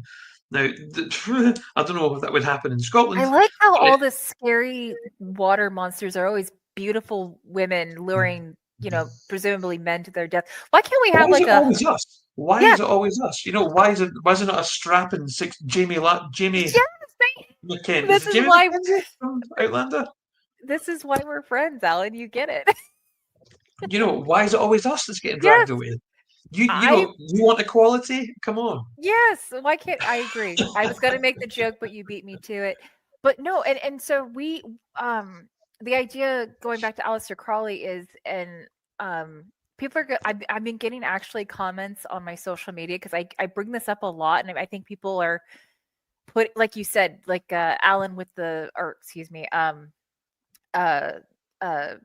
Adrian with like the sturgeon, or like Steve with whatever. I use the word tulpa a lot, and it's definitely something that are you not familiar with what a tulpa is? No. So this is not going to help my case. So a tulpa is and I could be butchering it. If anybody here is watching this as it airs in the comments, like, please tell me your tulpa ideas and thoughts and opinions. Tulpa. But tulpa. Mm-hmm. So a tulpa is is the idea that people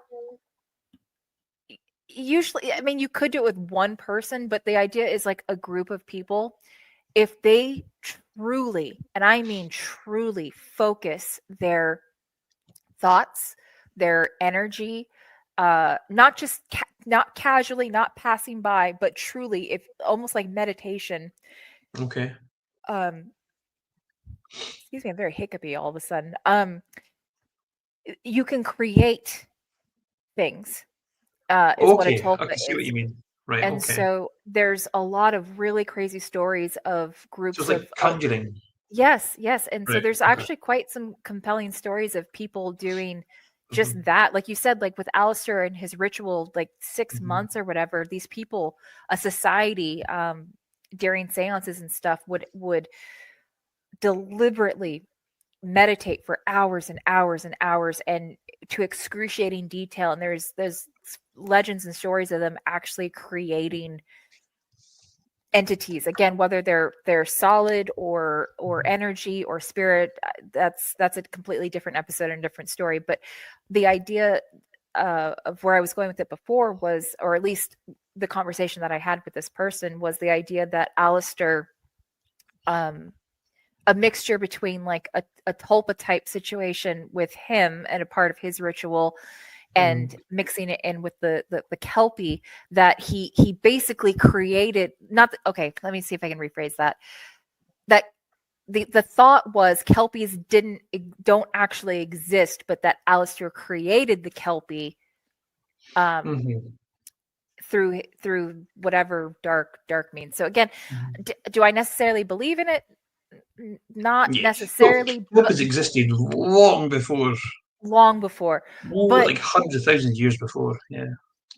But isn't it fascinating to think, because it's not that anybody questions Aleister Crowley was there. We all we all know it. And what if people didn't layer. If people didn't, if you don't know Scottish folklore, and you don't know how old it is, you know, it goes back hundreds and thousands of years, this stuff. The Kelpie's been around for in our culture, and not just ours. You know, it's in many cultures across the world. It's more so in kind of Celtic culture. You will find the Kelpie, but you are right. If they're not aware of that history, and if you read that somewhere in a random bit of paper, you're like, oh my god, this guy created the Kelpie, the myth of the Kelpie. It kind of grows arms and legs, and exactly my point. Yes. Yeah, and you'll branch off, and you'll realize, oh, actually, hang on. But that is still okay in my eyes, even though that's utterly rubbish. He didn't create the Kelpie. The fact that has now branched off to a separate, different conversation, and that's led you down a different path to then go and look what is a Kelpie? Where did the Celtic tradition come from? What culture did it come from? You're educating yourself in that. So even if it is a ridiculous theory, it's still a positive in my eye, because you're still going to educate yourself. And actually, that's not true, but I'm going to go find the real source of it. Hold on, let's do. Ew, excuse me, that was unprofessional. We're only live. Hi, internet. I would like to think there was at least 20 people somewhere around the world who just said "bless you." Like I did. Thank you. I didn't. You're very welcome. Let's see. So that's him there. That's the man. That's Alistair. He seems completely well adjusted. What a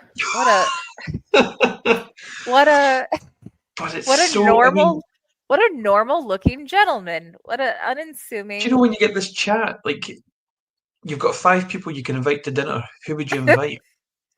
I don't know if I was allowed 3 attempts of that, so 15 altogether, I think I would. I think I'd want him there, and I would be. I mean, he looks like Uncle Fester. Yeah, little bit. He's such a fascinating guy. He liked. I think it was mountaineering. He had some actually amazing, some proper skills about him, but he was just the kind of proper skills that you only get from being from that time period. Back before things were a hobby, it was just a matter of living your everyday life. Yeah, I mean, I could look at that guy all day. Every picture is so completely different, and whenever I look at pictures like this, I focus in on the eyes. I always, the eyes are the windows to the soul, and you can tell a lot. Sometimes the lights are on, but nobody's home.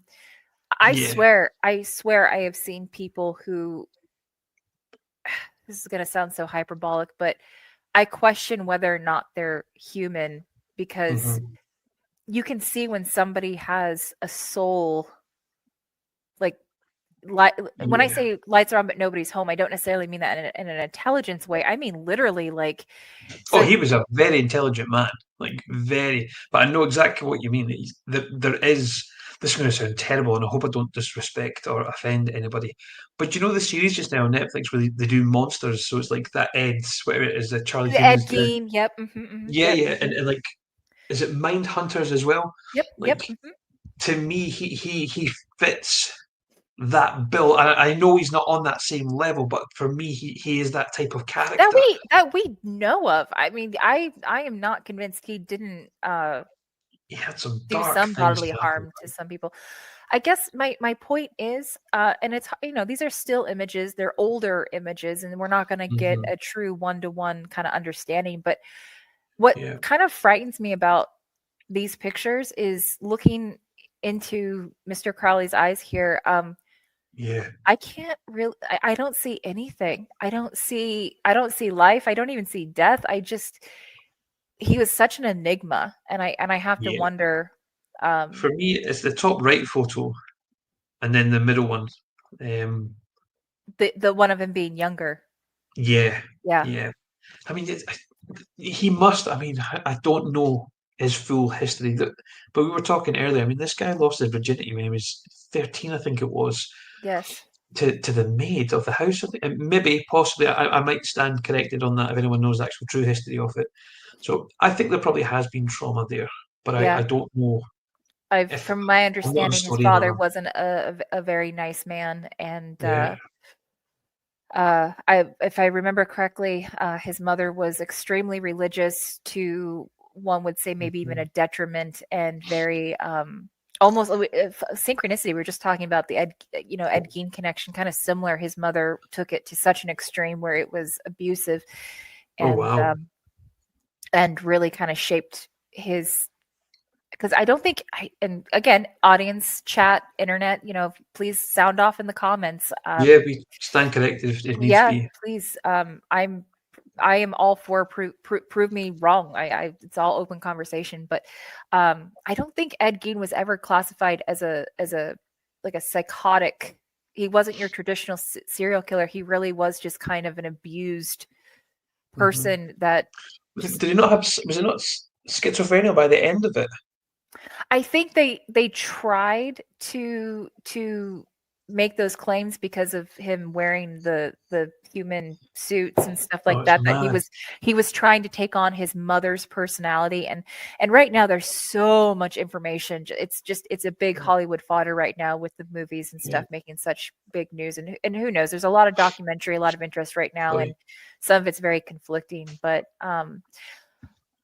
all that being said, as far Strange. as Mr. Crowley goes, what a fascinating character. If you were to, like, the average person who may not be plugged into this kind of information, the first thing that comes to mind probably is the Black Sabbath song, right? But I think if you were to just describe this person and their very well documented life, you'd almost Mhm. go, yeah, what? No, what? You're a horrible writer. This is a horrible book. Who would believe? And yet, this is Yeah, a real person who did these very real dark things, and it with yeah, yeah, not necessarily within our lifetime, but I mean, that was not that long ago, and that's the part that's yeah. quite eerie to me. But In he's fact, bizarre, and I'm sure is there not that he?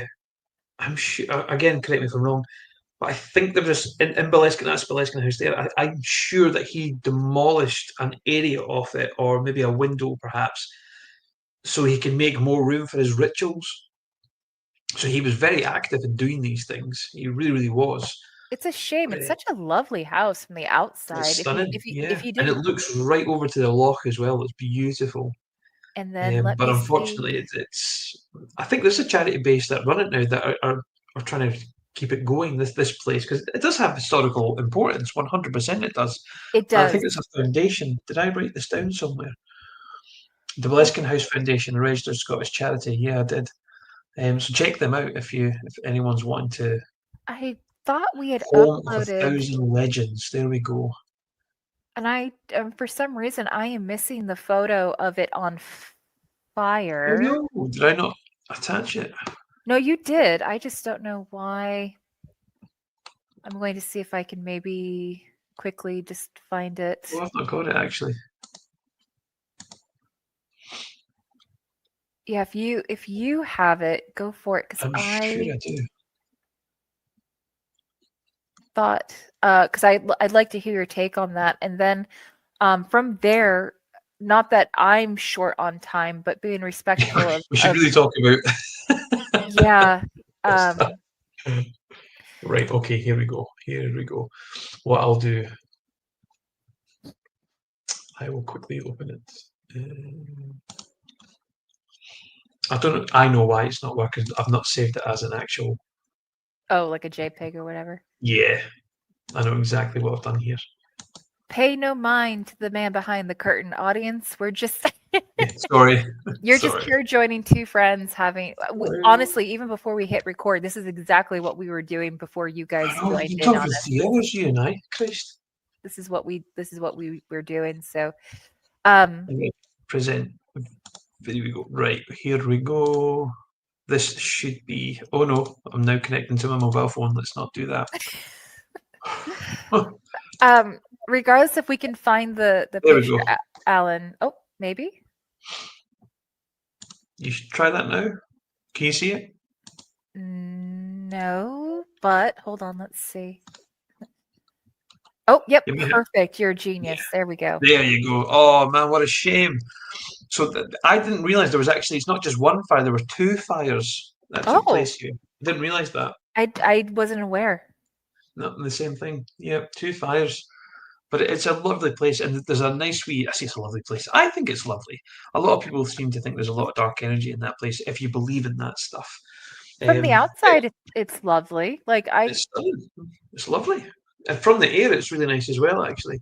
But there's a beautiful wee graveyard right opposite, I think, or just further down the road. I've been there a few times, and it's so atmospheric. It really is. I took my time to go around. I don't know if people do this in the States or not, and I hope it's not creepy. But I do like walking through graveyards, and I like reading the messages and the gravestones and the dates and stuff. Me and my sister used to play this wee game. It was a challenge to go try and find which was the oldest tombstone. The oldest, yes. Mm-hmm. Everyone's done that. I don't know if it's universal, but I think for like-minded individuals who have kind of an open mind to this kind of thing too, graveyards aren't. I mean, anything can be scary.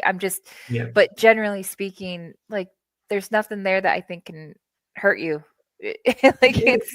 I've never found graveyards scary. Never. No, in fact, I've been. Some of them are quite beautiful. Some of them are quite peaceful. And the first time I was in Scotland, I went with my best friend Amanda, aka Amanda the Bigfoot lady, and her husband was actually with us, and every chance we got, if there was a graveyard, we'd go and we try to read names and dates and just kind of pay your respects. I mean, it's a very real thing. It's so funny. So when we were planning that trip, we were talking and because you're sharing a vacation with somebody, so like you want to be respectful that what they want to do too, and so we were talking about, okay, what are the things that are absolutely we have to do, like no matter what, and then also what are the things that like I'm good, I don't really care, or I'm neutral or whatever. And one of the reasons why Amanda is my best friend is because we are so in sync. It was never a give and take. I mean, we're pretty much always on the same page. But I remember saying to her, no, this is actually going to be a really great segue for you here. But I'm like, no ghost tours. I don't want anything spooky. I don't want to go to a haunted this or I don't want any of it, I don't want any of it. And her husband in the background on the phone call was like, it's Scotland. The whole damn place is haunted. Are you kidding me? And I've told that story 1,000 times. It's one of my favorites because it's like, okay, fair point. Good point. But you're right. This will blend really nicely. We are talking about, we find graveyards quite a tranquil place, even though it is essentially a place of death. It can feel quite peaceful in these things. But there is one particular graveyard in Edinburgh that... Say that again, where? Edinburgh, not Edinburgh. I hope other, Americans are watching. It's not Edinburgh. You will get punched in the face if you come to Scotland and say, oh, Edinburgh. If you tell me that Edinburgh is such a nice little town, Oh my God. No, do you know what someone said actually once, and it took me all my power not to turn around and backhand them, is when they said Scotland is such a nice little town. I'm like, Scotland is a country. A What are you proud doing? country that you just Proud country. No, I'm joking. I'm only joking. There's one graveyard in particular in Edinburgh that just screams evil for me, and really. that leads us nicely onto Greyfriars Kirk in Edinburgh. And as we're approaching Halloween, I think it's only fair that we talk about this, Ashley. Yes, please. This is great. It's very, very spooky. Now, a lot of people, modern wise, present day, will probably know Greyfriars Kirk from Harry Potter and Tom Riddle, Voldemort, Yes. because there Yes. actually is a gravestone in this kirkyard that belongs to Tom Riddle. Now, a lot of people, they actually have a path now that goes directly to the grave. There's so many people, so many Potter fans that come to this graveyard to lay flowers for Tom Riddle. Poor guy was probably a butcher somewhere. I don't know. I have no idea who the Tom Riddle was. I've not got a clue. But it's a very, very beautiful graveyard throughout the day. But like most environments, when that sun goes down, that graveyard becomes a completely different animal. It is incredibly spooky. It has a very, very dark history.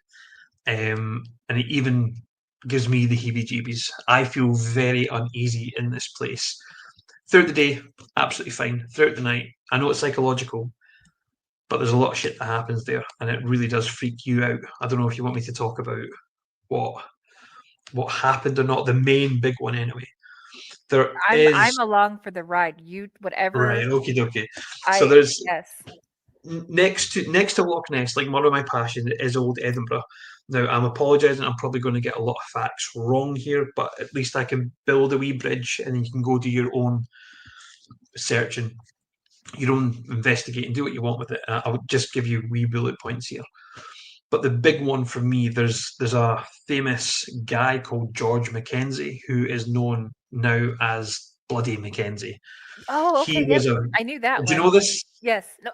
Please continue. Oh, he's such. I mean, he had an incredible life. You know, a legal life as well. You know, he was heavily involved in court procedures, all that kind of stuff. But what he's probably most famously known for is his ill treatment of the famous Covenanters. And there was a prison within this graveyard, which you actually cannot get access to at the moment because there's so much paranormal activity in this place.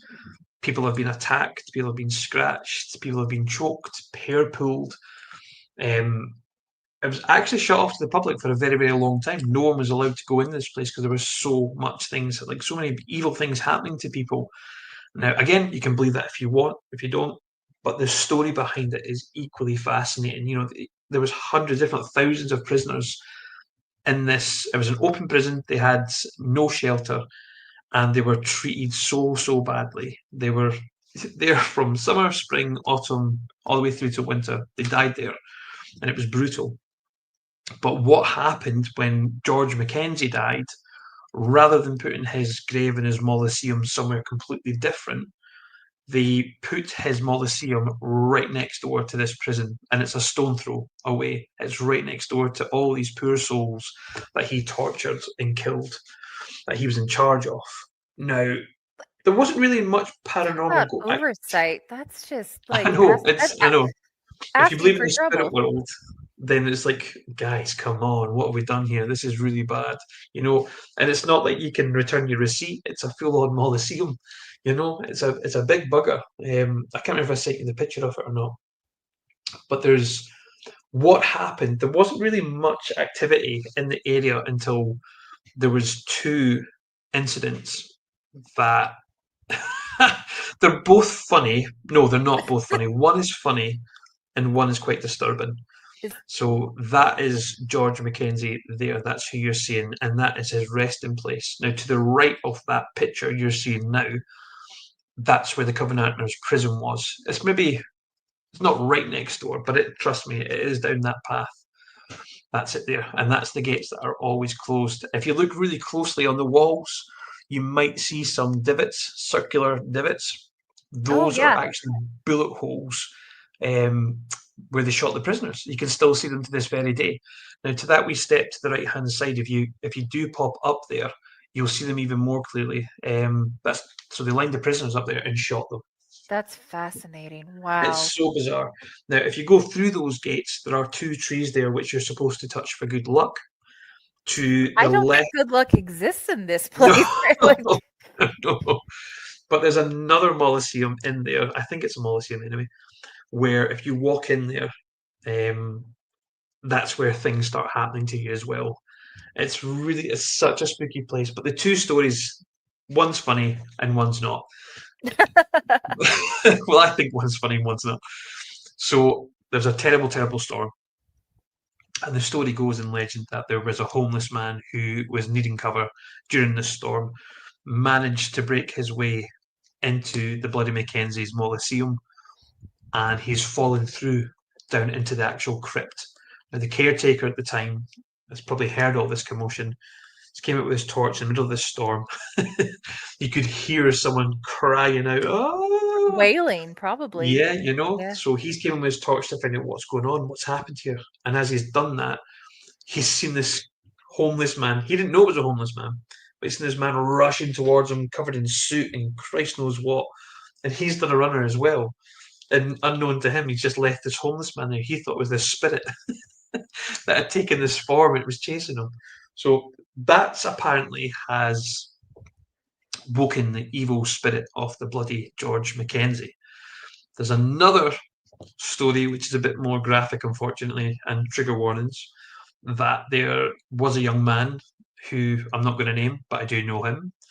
He actually went into Bloody Mackenzie's Molosseum and stole his skull, his remains, which I'm sure, again, quote me if I'm wrong, I think it still carries to this day technically the death penalty in Scotland, but we don't do that obviously anymore here. But I'm sure back in the day for grave robbing, it was a sentence which was, a quick drop, a sudden stop. I think that's what it carries. But ever since then, ever since these 2 kind of, and there were, these 2 incidents were years and years apart. But there was, ever since that, this is where this poltergeist, Mackenzie poltergeist it's called, where people are getting scratched, grabbed by the throat, all this thing is happening. And that's where they've closed off. They closed off the prison, and I think they closed off the actual graveyard for a while as well, because so many people were reporting being burnt and scratched by this entity, which they now believe is this poltergeist, Bloody Mackenzie. But that whole kirk is basically a mass grave. We buried a lot of the plague victims in there, and I think there was a lot of possible Covenanters, prisoners that were also buried there. And what really freaks me out, if we get a lot of rain, bones can sometimes be pushed up. So you will sometimes now and again come across bone fragments in that graveyard that have been pushed out from the ground. And it's a very, very spooky place to be. I don't like going there. And obviously it's also known, it's quite famous as well for Greyfriars Bobby, the wee dog, the wee terrier, that everyone knows that it's the most loyal dog in all of the world. That, he was so upset that his master died and the master was buried in that graveyard. Right, yeah. And the dog, apparently, it's a lovely wee story, but the dog did not move from the gravestone. He was always there. He didn't move. And to this day, people still bring Greyfriars Bobby, all these wee sticks, and they lay it down on its gravestone. And you can see the statue of Greyfriars Bobby before you go into this place. But this is a bit of a shan one. There's also a butcher's right next door.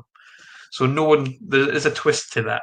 Was the dog really loyal? Or did he always go because he knew that the butcher would always be chucking out all the meat right outside there? So, but I like to believe in the other side. Such a loyal wee dog.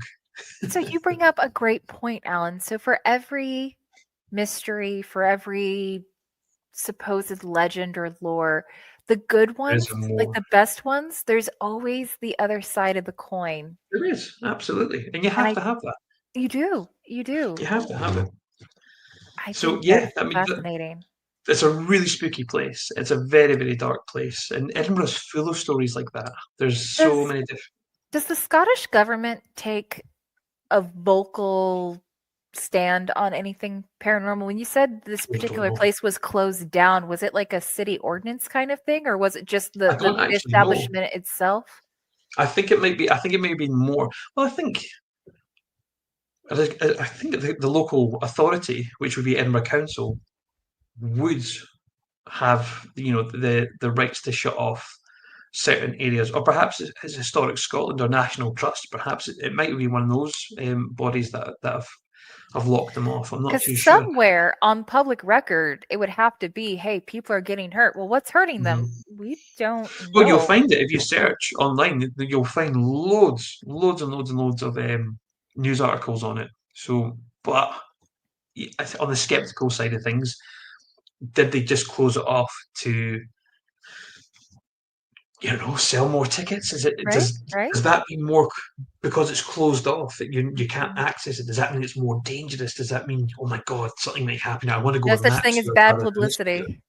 Yeah, I know. I'm sorry, but I'm not really good with tourism.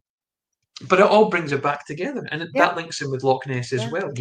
Come and buy the green, fluffy plesiosaur, the four flippers and the long neck type thing. I've said all publicly, I think, without saying what I think it is, because that's easily top 3, if not even top 2 things that gets levied against me is, Nessie's just a tourist attraction. It's just, and I'm like, okay, well, you're partially correct. And this is internet. Hello, this is my opinion. If you want to agree with me, great. If you want to disagree with me, great. This is just my opinion. And Alan, I don't expect you to agree with this, but I'll just say my theory, without saying what I think it is that, for lack of better wording, higher ups, and this sounds kind of conspiracy theory, and I don't mean it to, but I think there are some big names or powerful people who know exactly what's in that lock, or at least confident of what it is. I don't think it's a case that there's nothing there. I think once you know what it is, it ruins the tourism, because right now Nessie can be anything. It can be a cuddly, sweet Disney dinosaur. It can be a flesh-eating, man-eating monster. It can be anything in between. Once it's revealed of what it is, you do lose a lot of the tourism and gosh, I hope that doesn't come off kind of pompous. I don't mean to say that Nessie herself is just a tourist trap, but I can understand why people. I know somebody, specifically in Canada, who has some pretty compelling footage of what is described as the Ogopogo, and they are kind of just sitting on it. I've had the privilege of seeing it. I will not name names, but I'll just say it's one of those things where, we've talked about this, do you want to be the person who kind of like exposes that or shares that, or do you keep it to yourself?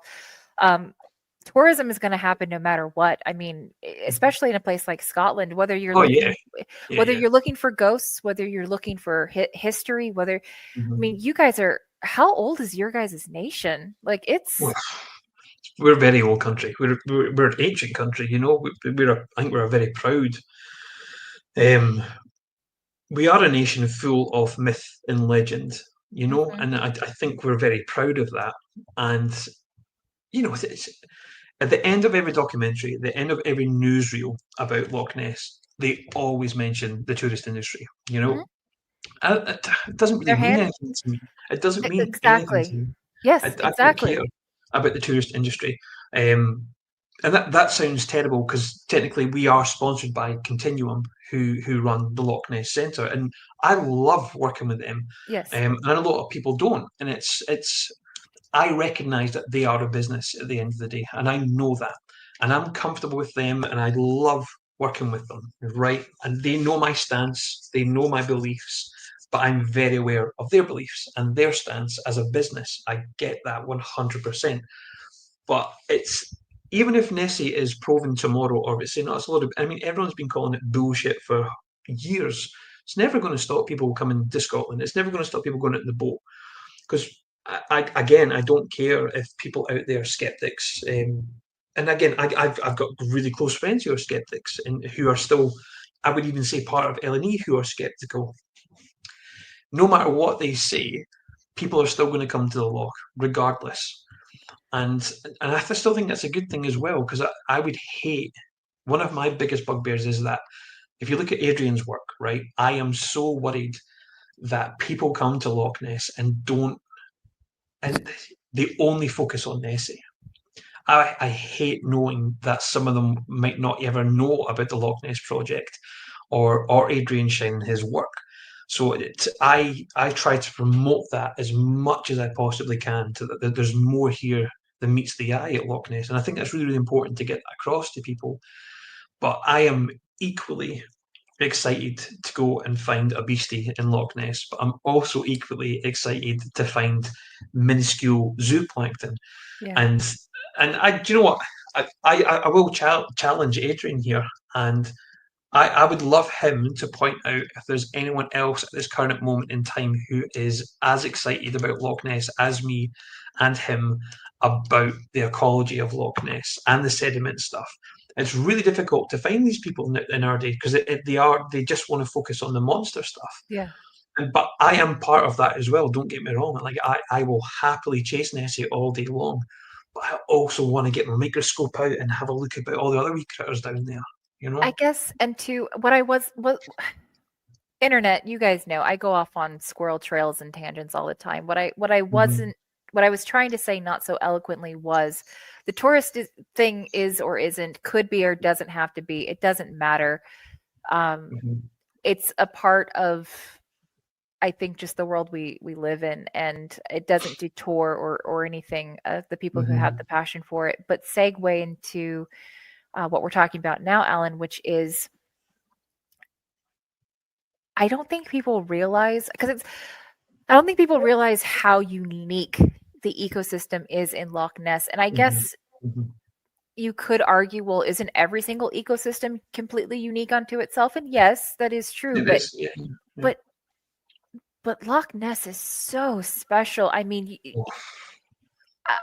the peat in the water, that kind of, it's almost like I equated it to the world's largest, coldest cup of tea. It's almost like it's so unique. And if anybody has a chance, regardless if you're looking for a monster or not, if anybody has the chance, go hop on a boat. There's a whole fleet of them. Pick whatever tourist boat you want to. I'd recommend Ali and his boat. He's just a rock star.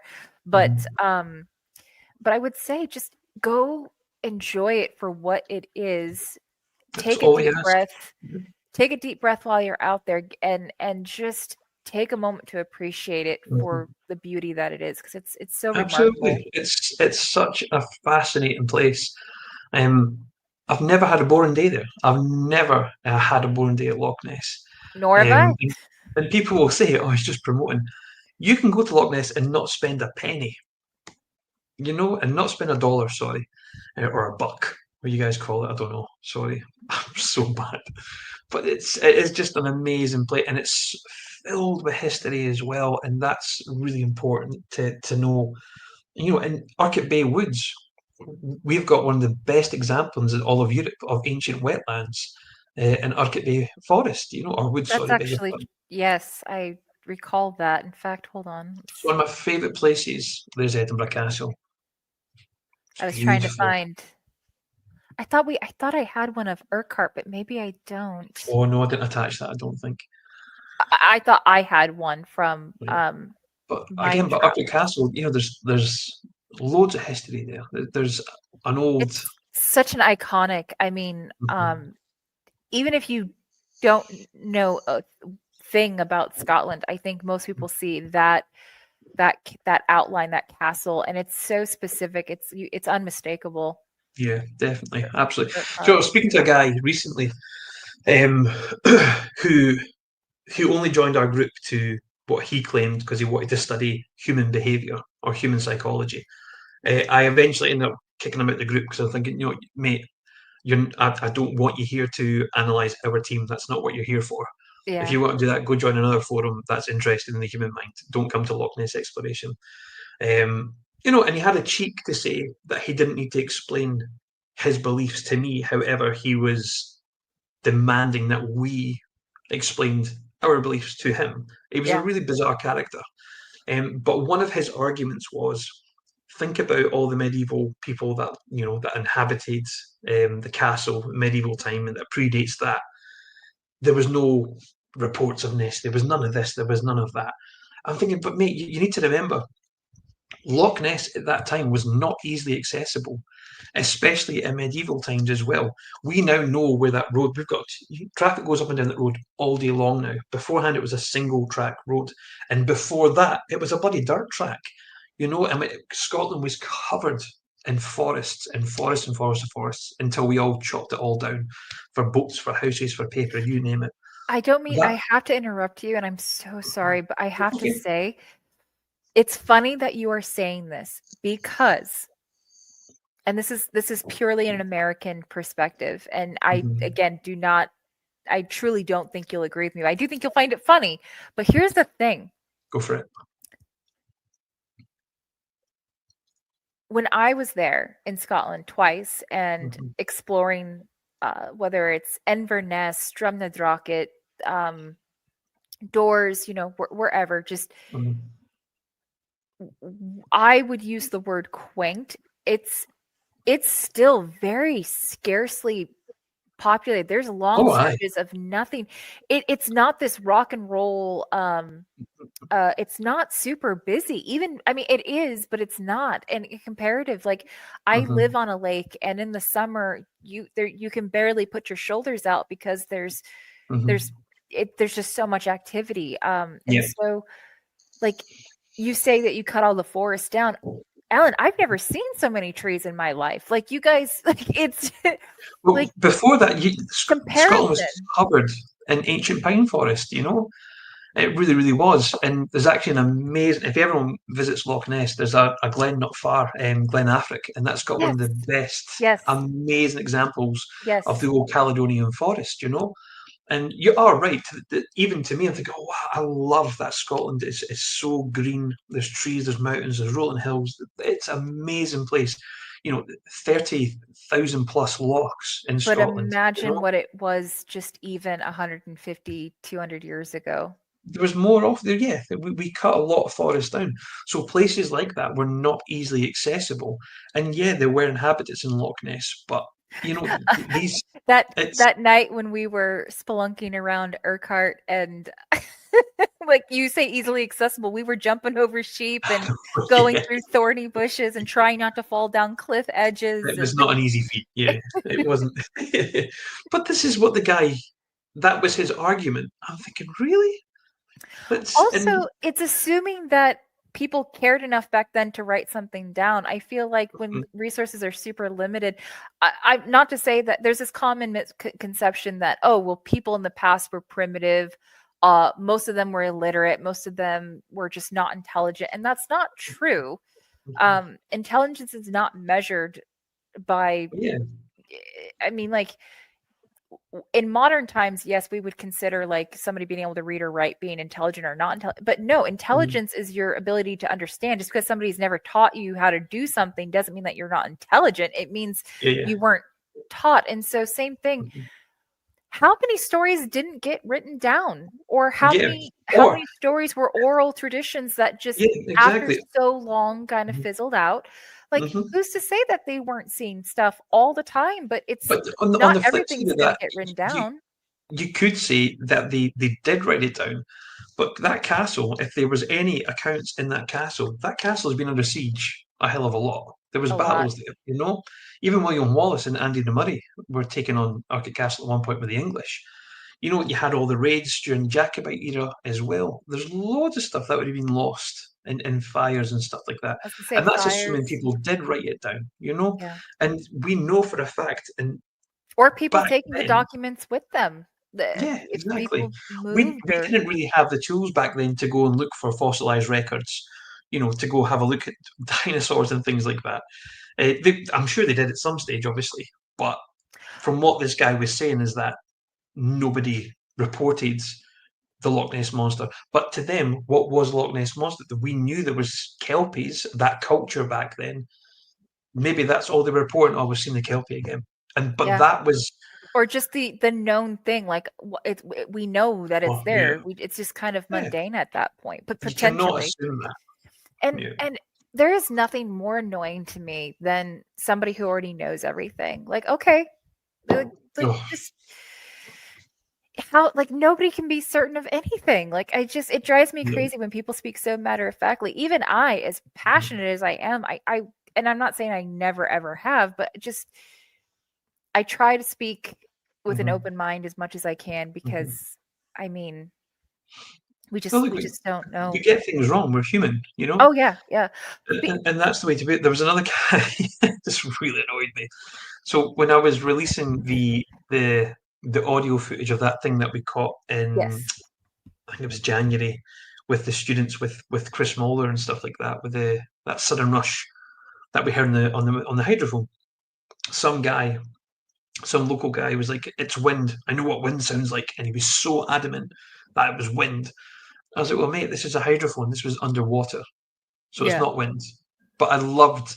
Someone else made a comment underneath it, just saying, "Oh, I love when someone gets their upcomings who Yeah. thinks they know it all," and it's just a wee, well, there we go, and that's quite Actually, satisfying. And it I'm I I'm hate to admit it, always but you're right. yeah, but I'm so open to be corrected. But people who are not open to be corrected and then they turn it, they twist it, and it's just arseholes. You were speaking about, and I should know, I was there, and for whatever reason, the name escapes me. You're the Fossil Beach. Up in Where? Skye, isn't it? No, I did go to. I I I took it upon my Airbnb host's recommendation, and I had a day to spend, and this was I can't remember. This is before or after the quest actually took place, but I took a whole day. I drove. It took me half a day to get there, and I walked a beautiful trail down to the ocean. It was direct ocean. Is this really famous fossil beach where just fossils everywhere, as far as you could see. You could pick up a rock, and there would be, you know, an indent of some creature or another. It was so wonderful to see because we don't have stuff like that. I mean, we do, but not so easily accessible. Like the Mhm, thing about Scotland that always blew me away was how generous you guys are as a nation to just let tourists come up, and for the most part, most things mhm. you can touch, you can Well, we've got the um Right to Roam Act in Scotland. You can go, as long as it's not private ground, you can yeah, walk anywhere in Scotland, yeah. And which as is long really as cool. you're respectful about it, for sure. And I just love how accessible it is for your curiosity's sake. And we were talking about forest, and I've said this a few times, and I think it's always fun to point out in America, whether you're in my neck of the woods, I live in what's called Washington State, not to be confused with Washington, D.C. There's complete different places, different sides of the map, but Washington Mhm, State, whether you're talking Washington State or other parts of our country, which by the way, Washington State is and Scotland are on par. They're in the same ballpark as far as size, which is so funny to me. Um, mhm.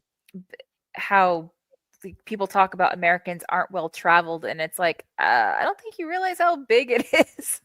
America's a big bloody place. It's Aye. a very big place, but I digress. I was saying that the forest. So here, all forests are creepy, and that I mean that's my Mhm, personal opinion. All like if you're in the forest too long, you like it's creepy. There's a mhm. saying like if you're in the forest and you hear your name, no, you did not. You ignore it, like you don't acknowledge it, don't just whatever.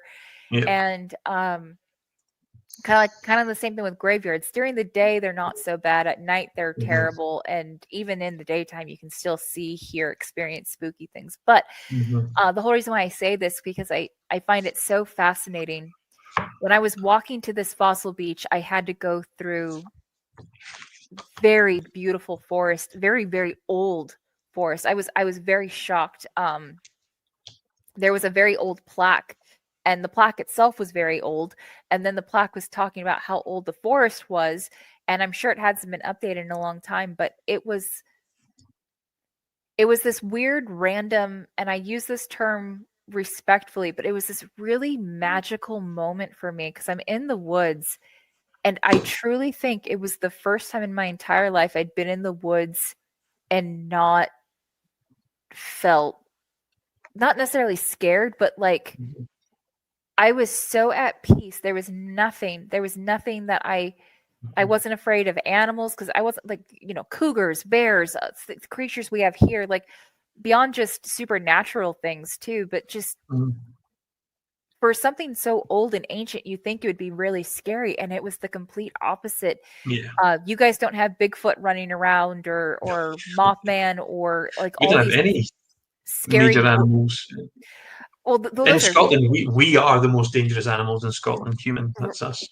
Yes, but just like even your like cryptids and stuff, like or scary things or monsters or whatever, like every section of woods here has some sort of, beware the, whatever monster. And it's like, it's ironic to me that as old as your guys' forest is, how truly peaceful.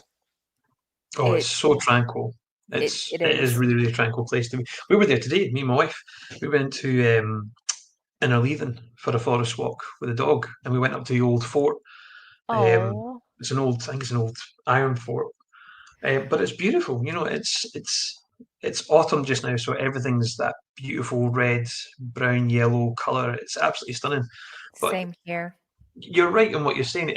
I've never had a bad feeling walking into a forest and like that in Scotland. I find it all so tranquil and so peaceful. Even though we've had, don't get me wrong, we've had quite a brutal history, but it's I think in every Scots you come across, you'll see it, that there's, I don't know, I'm going to make it as if we're being big headed, but I think we're different from other nations. There's something about the Scots where we are very, very passionate about where we come from, and where we've come from and our history with other nations. We are very, very proud of who we are as a race. I don't know. Yeah, I think be Scottish. It's the way to be. I don't know what I'm talking about. What's your favorite Scottish stereotype, and what's your least favorite Scottish stereotype? I don't know, because we do all drink Irn Brew. I think, which you introduced me to, by the way. It's a delicious drink. If y'all get a chance to try, I don't have one to show to what it looks like, but I didn't think I do either. The one time you don't have one on you. I know, and I always do. I normally have it. Also, this has nothing to do with anything. I'm going to sidebar you, and I'm going to put you on the spot in front of everybody on the internet. This is a trust fall, a friendship trust fall. Oh no. Did Andy ever get his stuff? I'm going through a tunnel. Did Andy get his gifts? Are they still in the back of your car? Still in the back of my car. Are they still in the back of your car? Do you know what? What? I was cleaning my boot. I don't know. Is it called a boot in America? We know when you say boot what it means. Boot, no, right. Trunk. And I thought, what's all this stuff? I lifted it up and I thought, oh shit! And it's the map. Yeah. That's still in my boot. But do you know what's really bad though? Andy, it was up. Was it last year? He was doing another episode on Weird Britain for Blaze Channel, and I took part in it, and we did a wee small segment on William Wallace and Rosalind Glen. Yes. He was in my boot. Well, I see, he was in my boot. That makes sense if I've kidnapped the band.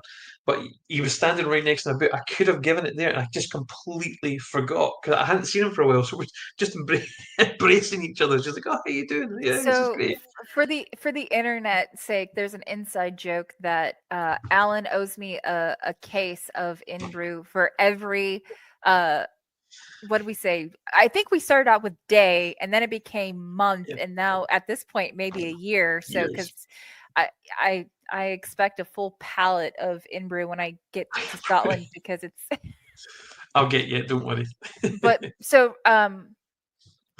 Gosh, I do think about the stereotype question because I think that is funny. But real quick, because we're already past the 2 hour mark, we had a couple Mhm. more pictures here, and I do want to dive into them real quick.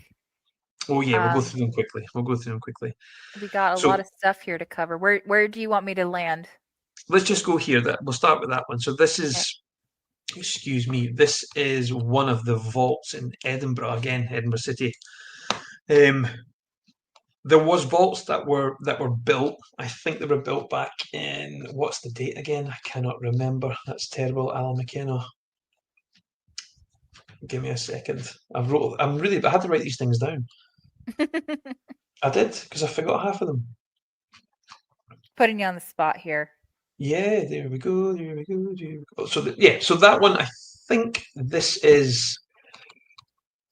I think that's Southbridge Vaults. So what you're seeing there is an ancient stone circle, and it was used by an old covenant back in the day for well, paganism, I guess, or witchcraft, what you want to call it. Now, story goes that they had to move from this room because there was a lot of stuff that was happening, a lot of paranormal things that were happening. The last time I was down there was not long after the Most Haunted team did their segment in Edinburgh. Now, apparently, if you step in that circle, there's apparently I don't know if it's a hound or a dog, a demon dog, that is supposed to chase you out of the circle. That never happened to me. I'm always a bit of a wee skeptic with this stuff, so I did step in it. Nothing ever happened to me. That But I you're do aware of. not that I'm aware of exactly, yeah. But I know for a fact the next again day when a group went down there, I think it was a lady, and she was by herself. She was not part of the group. Well, she was part of the group, but she was standing by herself. And the guy did report that he heard something, and then he heard her scream. And then when he lifted her leg up, you could see very clearly massive claw marks at the back of her leg. Claw Um, marks? Claw marks, yeah, and they think it's from Oh, this demon dog. Now, believe that of what you will. But so anyway, this place became kind of unusable, I think it was. So they moved their temple, I guess, to another vault. I don't know if you've got the picture there. And it's a lot more kitted out. It's a lot more kind of colourful. And I think it's the Coven of the Blue Dragon, they're called. I think that's what it is, but they still use that to this very day. So they use that space. Um, that's not concerning. but it's really interesting. It's really smart. But those vaults were used, back in the day for. It was used for storage, I guess, and for stores, for small businesses, merchants, and stuff like that. But it kind of fell in disarray a wee bit, and it became a place of crime. Came Oh for no. drinking, prostitution, murder. Gotcha. Yeah. The famous body snatchers, serial killers, Burke and Hare, they operated down there. It's a really, really spooky place. And there's Wow. another set of vaults. I think it's the Blair Street vaults. That's them there. So that's, if you go back to the other picture, so this was all actually built on a bridge. So what you're seeing, all these individual rooms, um, you can't really see it there, but I think altogether there was something like 120 vaults. And a lot of them were just buried and forgot about. But a lot of the poor kind of people of Edinburgh moved under to the city. And there is an underground city in Edinburgh. It's not That's large, interesting. but there are moments. But if you walk around Old Edinburgh, you'll find it everywhere. It's beautiful. But there is a very spooky entity in the Blair Street vaults, and I think he's known as the Watcher. And a They lot of always people, have like the most names. I love it. yeah, it's really spooky. But this guy's also known as Mr. Boots, so the Watcher or Mr. Boots. But he's often described as wearing a dirty blue coat. He's quite heavy born, worn leather boots as well, and a tall guy. So he's either known as the Watcher or Mr. Boots. Now there's a few stories that people think he's the gatekeeper of the crypts. This is his environment. This is his place, and he's making sure he's the bouncer, if that makes sense. A bouncer. He is the bouncer of the vaults. But it's a great place to explore. It's very, very, very spooky. That Wow. place does give me the creeps. And you've got the famous Mary King's Close as well in Edinburgh. Now, a lot of people don't know this. We had an old wall, I think it's called the Flodden Wall, and it goes, I think it was finally finished in like maybe the 1500s perhaps, but it was a wall that goes right round Edinburgh. And at the time, Edinburgh was really kind of situated on Castle Rock, where Edinburgh Castle is now. So the Flodden Wall goes round that. So as the population grew, they wanted to remain in the defensive walls. So if you can't grow outwards with your house anymore, the only place you can build is up the way. Yep. Mm-hmm. So again, I hope, I might be wrong, but I'm pretty sure that Edinburgh was the first city to demonstrate the skyscraper buildings, because we moved up the way and all the tenants moved up the way. And this developed all the closes, and this is Mary King's Close. Building up. Mm-hmm. We built up the way, and you can still see some of the original tenements today. They're still there, and Mary King's Close was part of that. And Mary King's Close was, again, this amazing place. It was lively. There was businesses, there was merchants, there was drinking places to go to back in the day. But it was eventually knocked down at some point to make way for, I think it was, I can't remember what, some sort of government building. I can't remember what it was called. What did I call it? Maybe it's not the government building. The Royal Exchange building, that was it. I couldn't remember what it was called. But again, here's where we're talking about that. There's there's the legend side, and then there's the kind of real kind of reality to it. So Mary King's Close, a lot of people, which is actually owned by Continuum. Again, excuse me. The story of Mary King's Close is that it's a very haunted place, and there loads of people in there caught the plague, and rather than helping them up, they just sealed them all in, and that was there. That is what the story goes, but what really happened is that it was most likely that it was just boarded up, because it had to make way for another new building. And there's a famous story, I think his name is Annie. She's a wee girl, a wee ghost called Annie, to this very day, that a lot of mediums come in and psychics come in. A lot of people say they've seen a wee girl run around there, which was affected by the plague. And if you go to Mary King's Close today, you will see that a lot of people bring in dolls for this wee girl, this ghost, and they lay it on her room, where her room would have been. But again, it's entirely up to you what you want to believe. Were they locked in there because they had the plague, or was it just sealed off because it was falling into ruin to make way for new buildings? And this is why I love Edinburgh. There's never just one story for something like this. There's loads. Or again, as we talked about, there's always two sides of the story. One is always a little bit more fantastical. One is maybe a little bit more grounded. But either way, I would, like, you could tell me, look me dead in the eye and say, Ashley, there was a plague. This was desperate times, and human life maybe wasn't as highly valued, so it's just like we're gonna board them all up. I would believe you, because it not because I'm gullible or depending on who you ask, but I'm not gullible, but it makes sense. It's not so far-fetched where it's just like, well, that surely could never have happened. It very well could have, and we have examples of similar things happening. So it's like, or who's to say it's not a little bit of both? I mean, you cannot tell me that at some point, let me pull this up here. At some point, somebody died here at some point. Intentional. Well, there was a devastating fire that broke out in the vaults. And because is that the black soot I'm seeing on the floor? Possibly. But because basically what happened when people couldn't get out there and it heated up, they were essentially stuck in an oven. So, and people did that down here. And like I said, Burke and Hare, who are famous body snatchers, who got greedy and couldn't find fresh corpses, so they ended up killing people. They hid a lot of their victims down here apparently as well. So there's funny, loads of things. You talk about Burke and Hare, and for you, those are real historical figures. Oh, they're real. They're real guys. Exactly. But here in the States, they've kind of taken on and I'm not speaking for the entirety of America. Obviously, my filter is my own, but to me, I hear, and I know they're real, but it's almost this folklore. It's very storybook. We don't have the real world history to associate to them. So when you guys talk about like It's like almost how Jack the Ripper kind of became bigger than the actual crimes itself. Yeah. The persona, Mhm. so that's so crazy to. Now, funny you mentioned Jack the Ripper. So I read something today. Again, please correct me. I read that the woman that, do you remember talking about Alistair Cromley and how he lost his virginity when he was like 13, 14 with one of the maids? I read that one of the maids eventually went down to London and possibly fell victim to Jack the Ripper. That's interesting. So I would need to cross-reference the dates about when Jack the Ripper was active in the area at the time.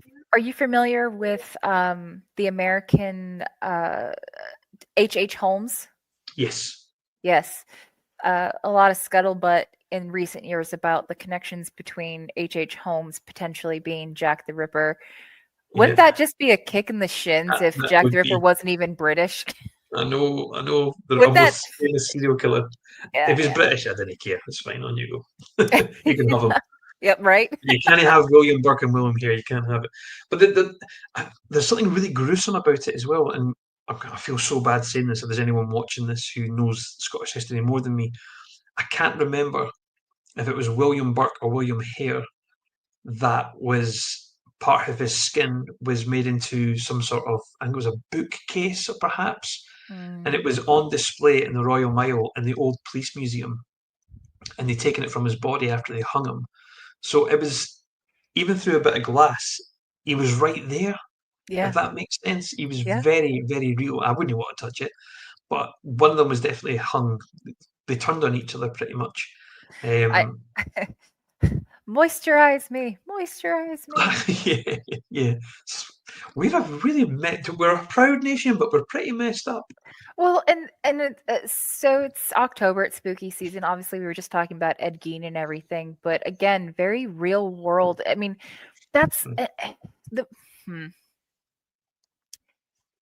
I think we get really caught up in the lore, the legend, the stories, the rumors. Yeah. It's so easy to get disattached that these are real world people, these are real histories, brutal things were happening. You talk about Ed Gein, who was literally skinning people to make a suit of, and again, as Alan said, sorry internet, this is getting kind of graphic, but these are real world atrocities. This is real visceral violence, and man, yeah, it's bad stuff. It is, and I think too it adds to the level of the spookiness because let's just say the ghost element, will take that away off the table for a second. To dumb it down, the bad vibes are still there and are still tangible. Like you feel that energy. It doesn't just go away. I totally agree with you. Absolutely, it's not nice. I always think about what we used to do to the witches as well, or those who were accused of being witches. That group were brutal to them. It's horrible what they were made to do. There's a famous story in here, Lord Bothwell. It's actually a castle about 10 minutes down the road from me in the car. The top of his castle was shaped like an H, and if anyone in his, I don't know, district or land or borough, what you want to call it, if they were accused of witchcraft, they were made to jump from one end of this H to the other. And if you fell, you were innocent, but you would still die. Yeah. You know? If you drowned, you were innocent, but you still died. It's brutal. It's not nice. Like you darned if you do and darned if you don't, and even then your name wasn't necessarily always cleared. That there's a I won't say famous, it's actually not famous. In fact, I have reason to believe it's not even historically accurate. It was there's a story, because we had our own witch trials and whatnot that over time have definitely become way more sensationalized. It wasn't as bad as TV and movies and have made it out to be, but still it is an ugly chapter of our American history. And so, taking your example of, if they drown, then they're not a witch, but they're dead, right? And so, yeah, you may be proven innocent or whatever, but there'll still be people who will say, oh, but she was a witch, so she she clearly manipulated, like, like you're darned if you do and darned if you don't. And same thing, we talk about this a lot in the Bigfoot community. If you're familiar with the Patterson Gimlin footage, the very iconic, some of the most definitive, unquestionable, well, not unquestionable, but like just it doesn't get any better than that. And we're still debating whether or not it's real or not. So same thing. I mean, whatever it is that you're talking about researching literally could be looking at you in the face, and people are still going to say it's rubbish. Yeah, rubbish, or whatever. But it just makes us try harder. That's all. It does. It doesn't. Gosh. So I think we went through all of the. Did you have any other thoughts on just because, man, you need to write a book, Sarah. Like, this is you've had a very fascinating, as far as just your exploration here on different things, and you'll not catch me jumping in a circle of Did I tell you the story? So Amanda and I, my best friend Amanda and I, we were in Scotland. This is the first time. And I can't remember. It was some really famous castle tower in Inverness, and very touristy. It almost like, I think it was like a courthouse or something, but like it's also kind of historically significant museum type thing. Anyway, it's this big castle. Inverness Castle. It might have. I think it might have been next to the river. Yes. Okay. Yeah. So we went in as tourists, and you go up this kind of staircase up this tower, and each level is something else.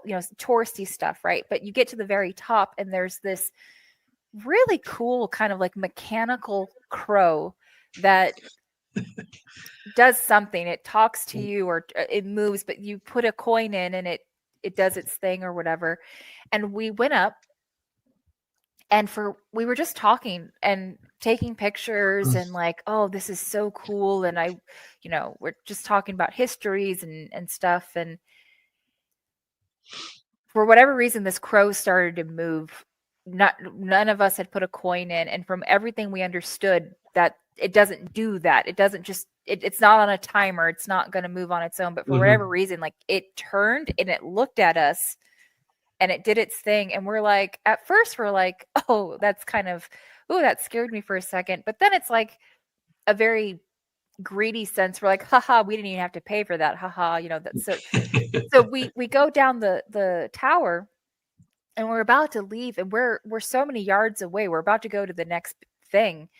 And I had this sinking feeling in my gut. Just something was not right, and I couldn't shake it, and I couldn't put my finger on it. I was perfectly fine. She was fine. Everybody was fine. But I'm like, no, something here doesn't feel right. And so I told her, I'm like, hey, Amanda, you're going to think I'm nuts, but I think I need to go give that crow a quarter. I think like, I don't know I don't know where it's coming from. I don't know why, but that's what I'm feeling.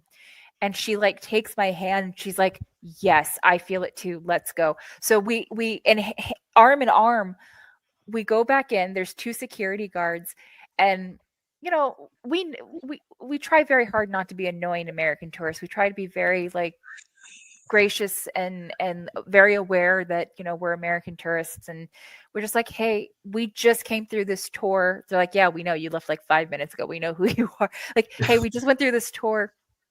We explained the situation. Like, we're not, because you have to pay to get in, and we're like, we're not trying to get anything for free, but we told them what had happened. I showed them the coin. I'm like, please, can I literally just want to run back up there, give this crow his coin, and be done with this. And they were so sweet. They were just, in fact, I didn't realize here. Hold on. I didn't realize that was still up while you're talking. But they didn't make fun of us. They didn't say that's weird or get on out of here. They chuckled, probably because we seemed so worked up about it, but they're like, go for it. And on you go, girls. Yeah. And we, knees and elbows, we got up there, and I don't know what I said or what I did, but I gave the crow his quarter, or no, you guys don't have quarters, but his coin. I know what you mean. Yeah. And it was so funny because the crow didn't talk or move or do anything when I did give it its quarter, but I felt relief, immediate relief. And we walked out and it was perfectly fine. Now, one could argue it's a faulty piece of machinery and it went off and not a big deal. But there's But things that man, you feel compelled to do, though. yes, yeah, Mhm. even in the mundane. Your wee face there. Yeah. You're right. You're right. Anyway, Alan, we're reaching about 2 hours, 37 minutes here. Christ. We could keep going. I know it's really late for you. Yeah. But thank you so You're much. very, very welcome. This It's been good fun. This has been a long time coming, and with all the technical and personal difficulties in the last 72 hours, this is nice that we finally got it to go. We did. I keep looking in the corner to make sure that we are recording because, like, could you imagine? Are we? Yes. Yeah. Oh my God! Because we weren't. I'll give you a virtual punch. Alan, we're live. This is going in front of millions of people now. I'm kidding. I don't do violence. I'm not a virtual violent person. It's okay. Virtual violence is not. Yeah, well, I'm just not a violent person. Yeah, let's get that right. Sorry. Clarify. Oh, speak for yourself. But no, I'm kidding. Anyway, thank you. No, thank you for having me, dude. It's been good fun. This is great. Again, guys, this isn't just an expert on Loch Ness or ghosts. This is my dear friend Alan. This was such a pleasure to have you. I can't wait to have Andy on the show because I know you'll come up in conversation just as he came in conversation today. This has just been awesome. I invite everybody in chat to check out Alan's. In fact, I'll let you speak for yourself between the Facebook group and the YouTube channel. What would you like to promote while you're here? I always encourage people just have a wee look for Loch Ness Exploration. That's all we are. We're on YouTube. I think we're on TikTok. Our main page is obviously the Facebook group, which anyone can join. We're not private, but we just always ask people, just maintain respect. That's all we ask. Maintain respect. Have an open mind. But we can also we do newsletters and we do loads of events with the Loch Ness Centre as well. So always visit the Loch Ness Centre website. You'll find us on there. You'll find our future work, our previous work, our results, what we've done. And again, we just always encourage people to become part of the Loch Ness, the Nessie community.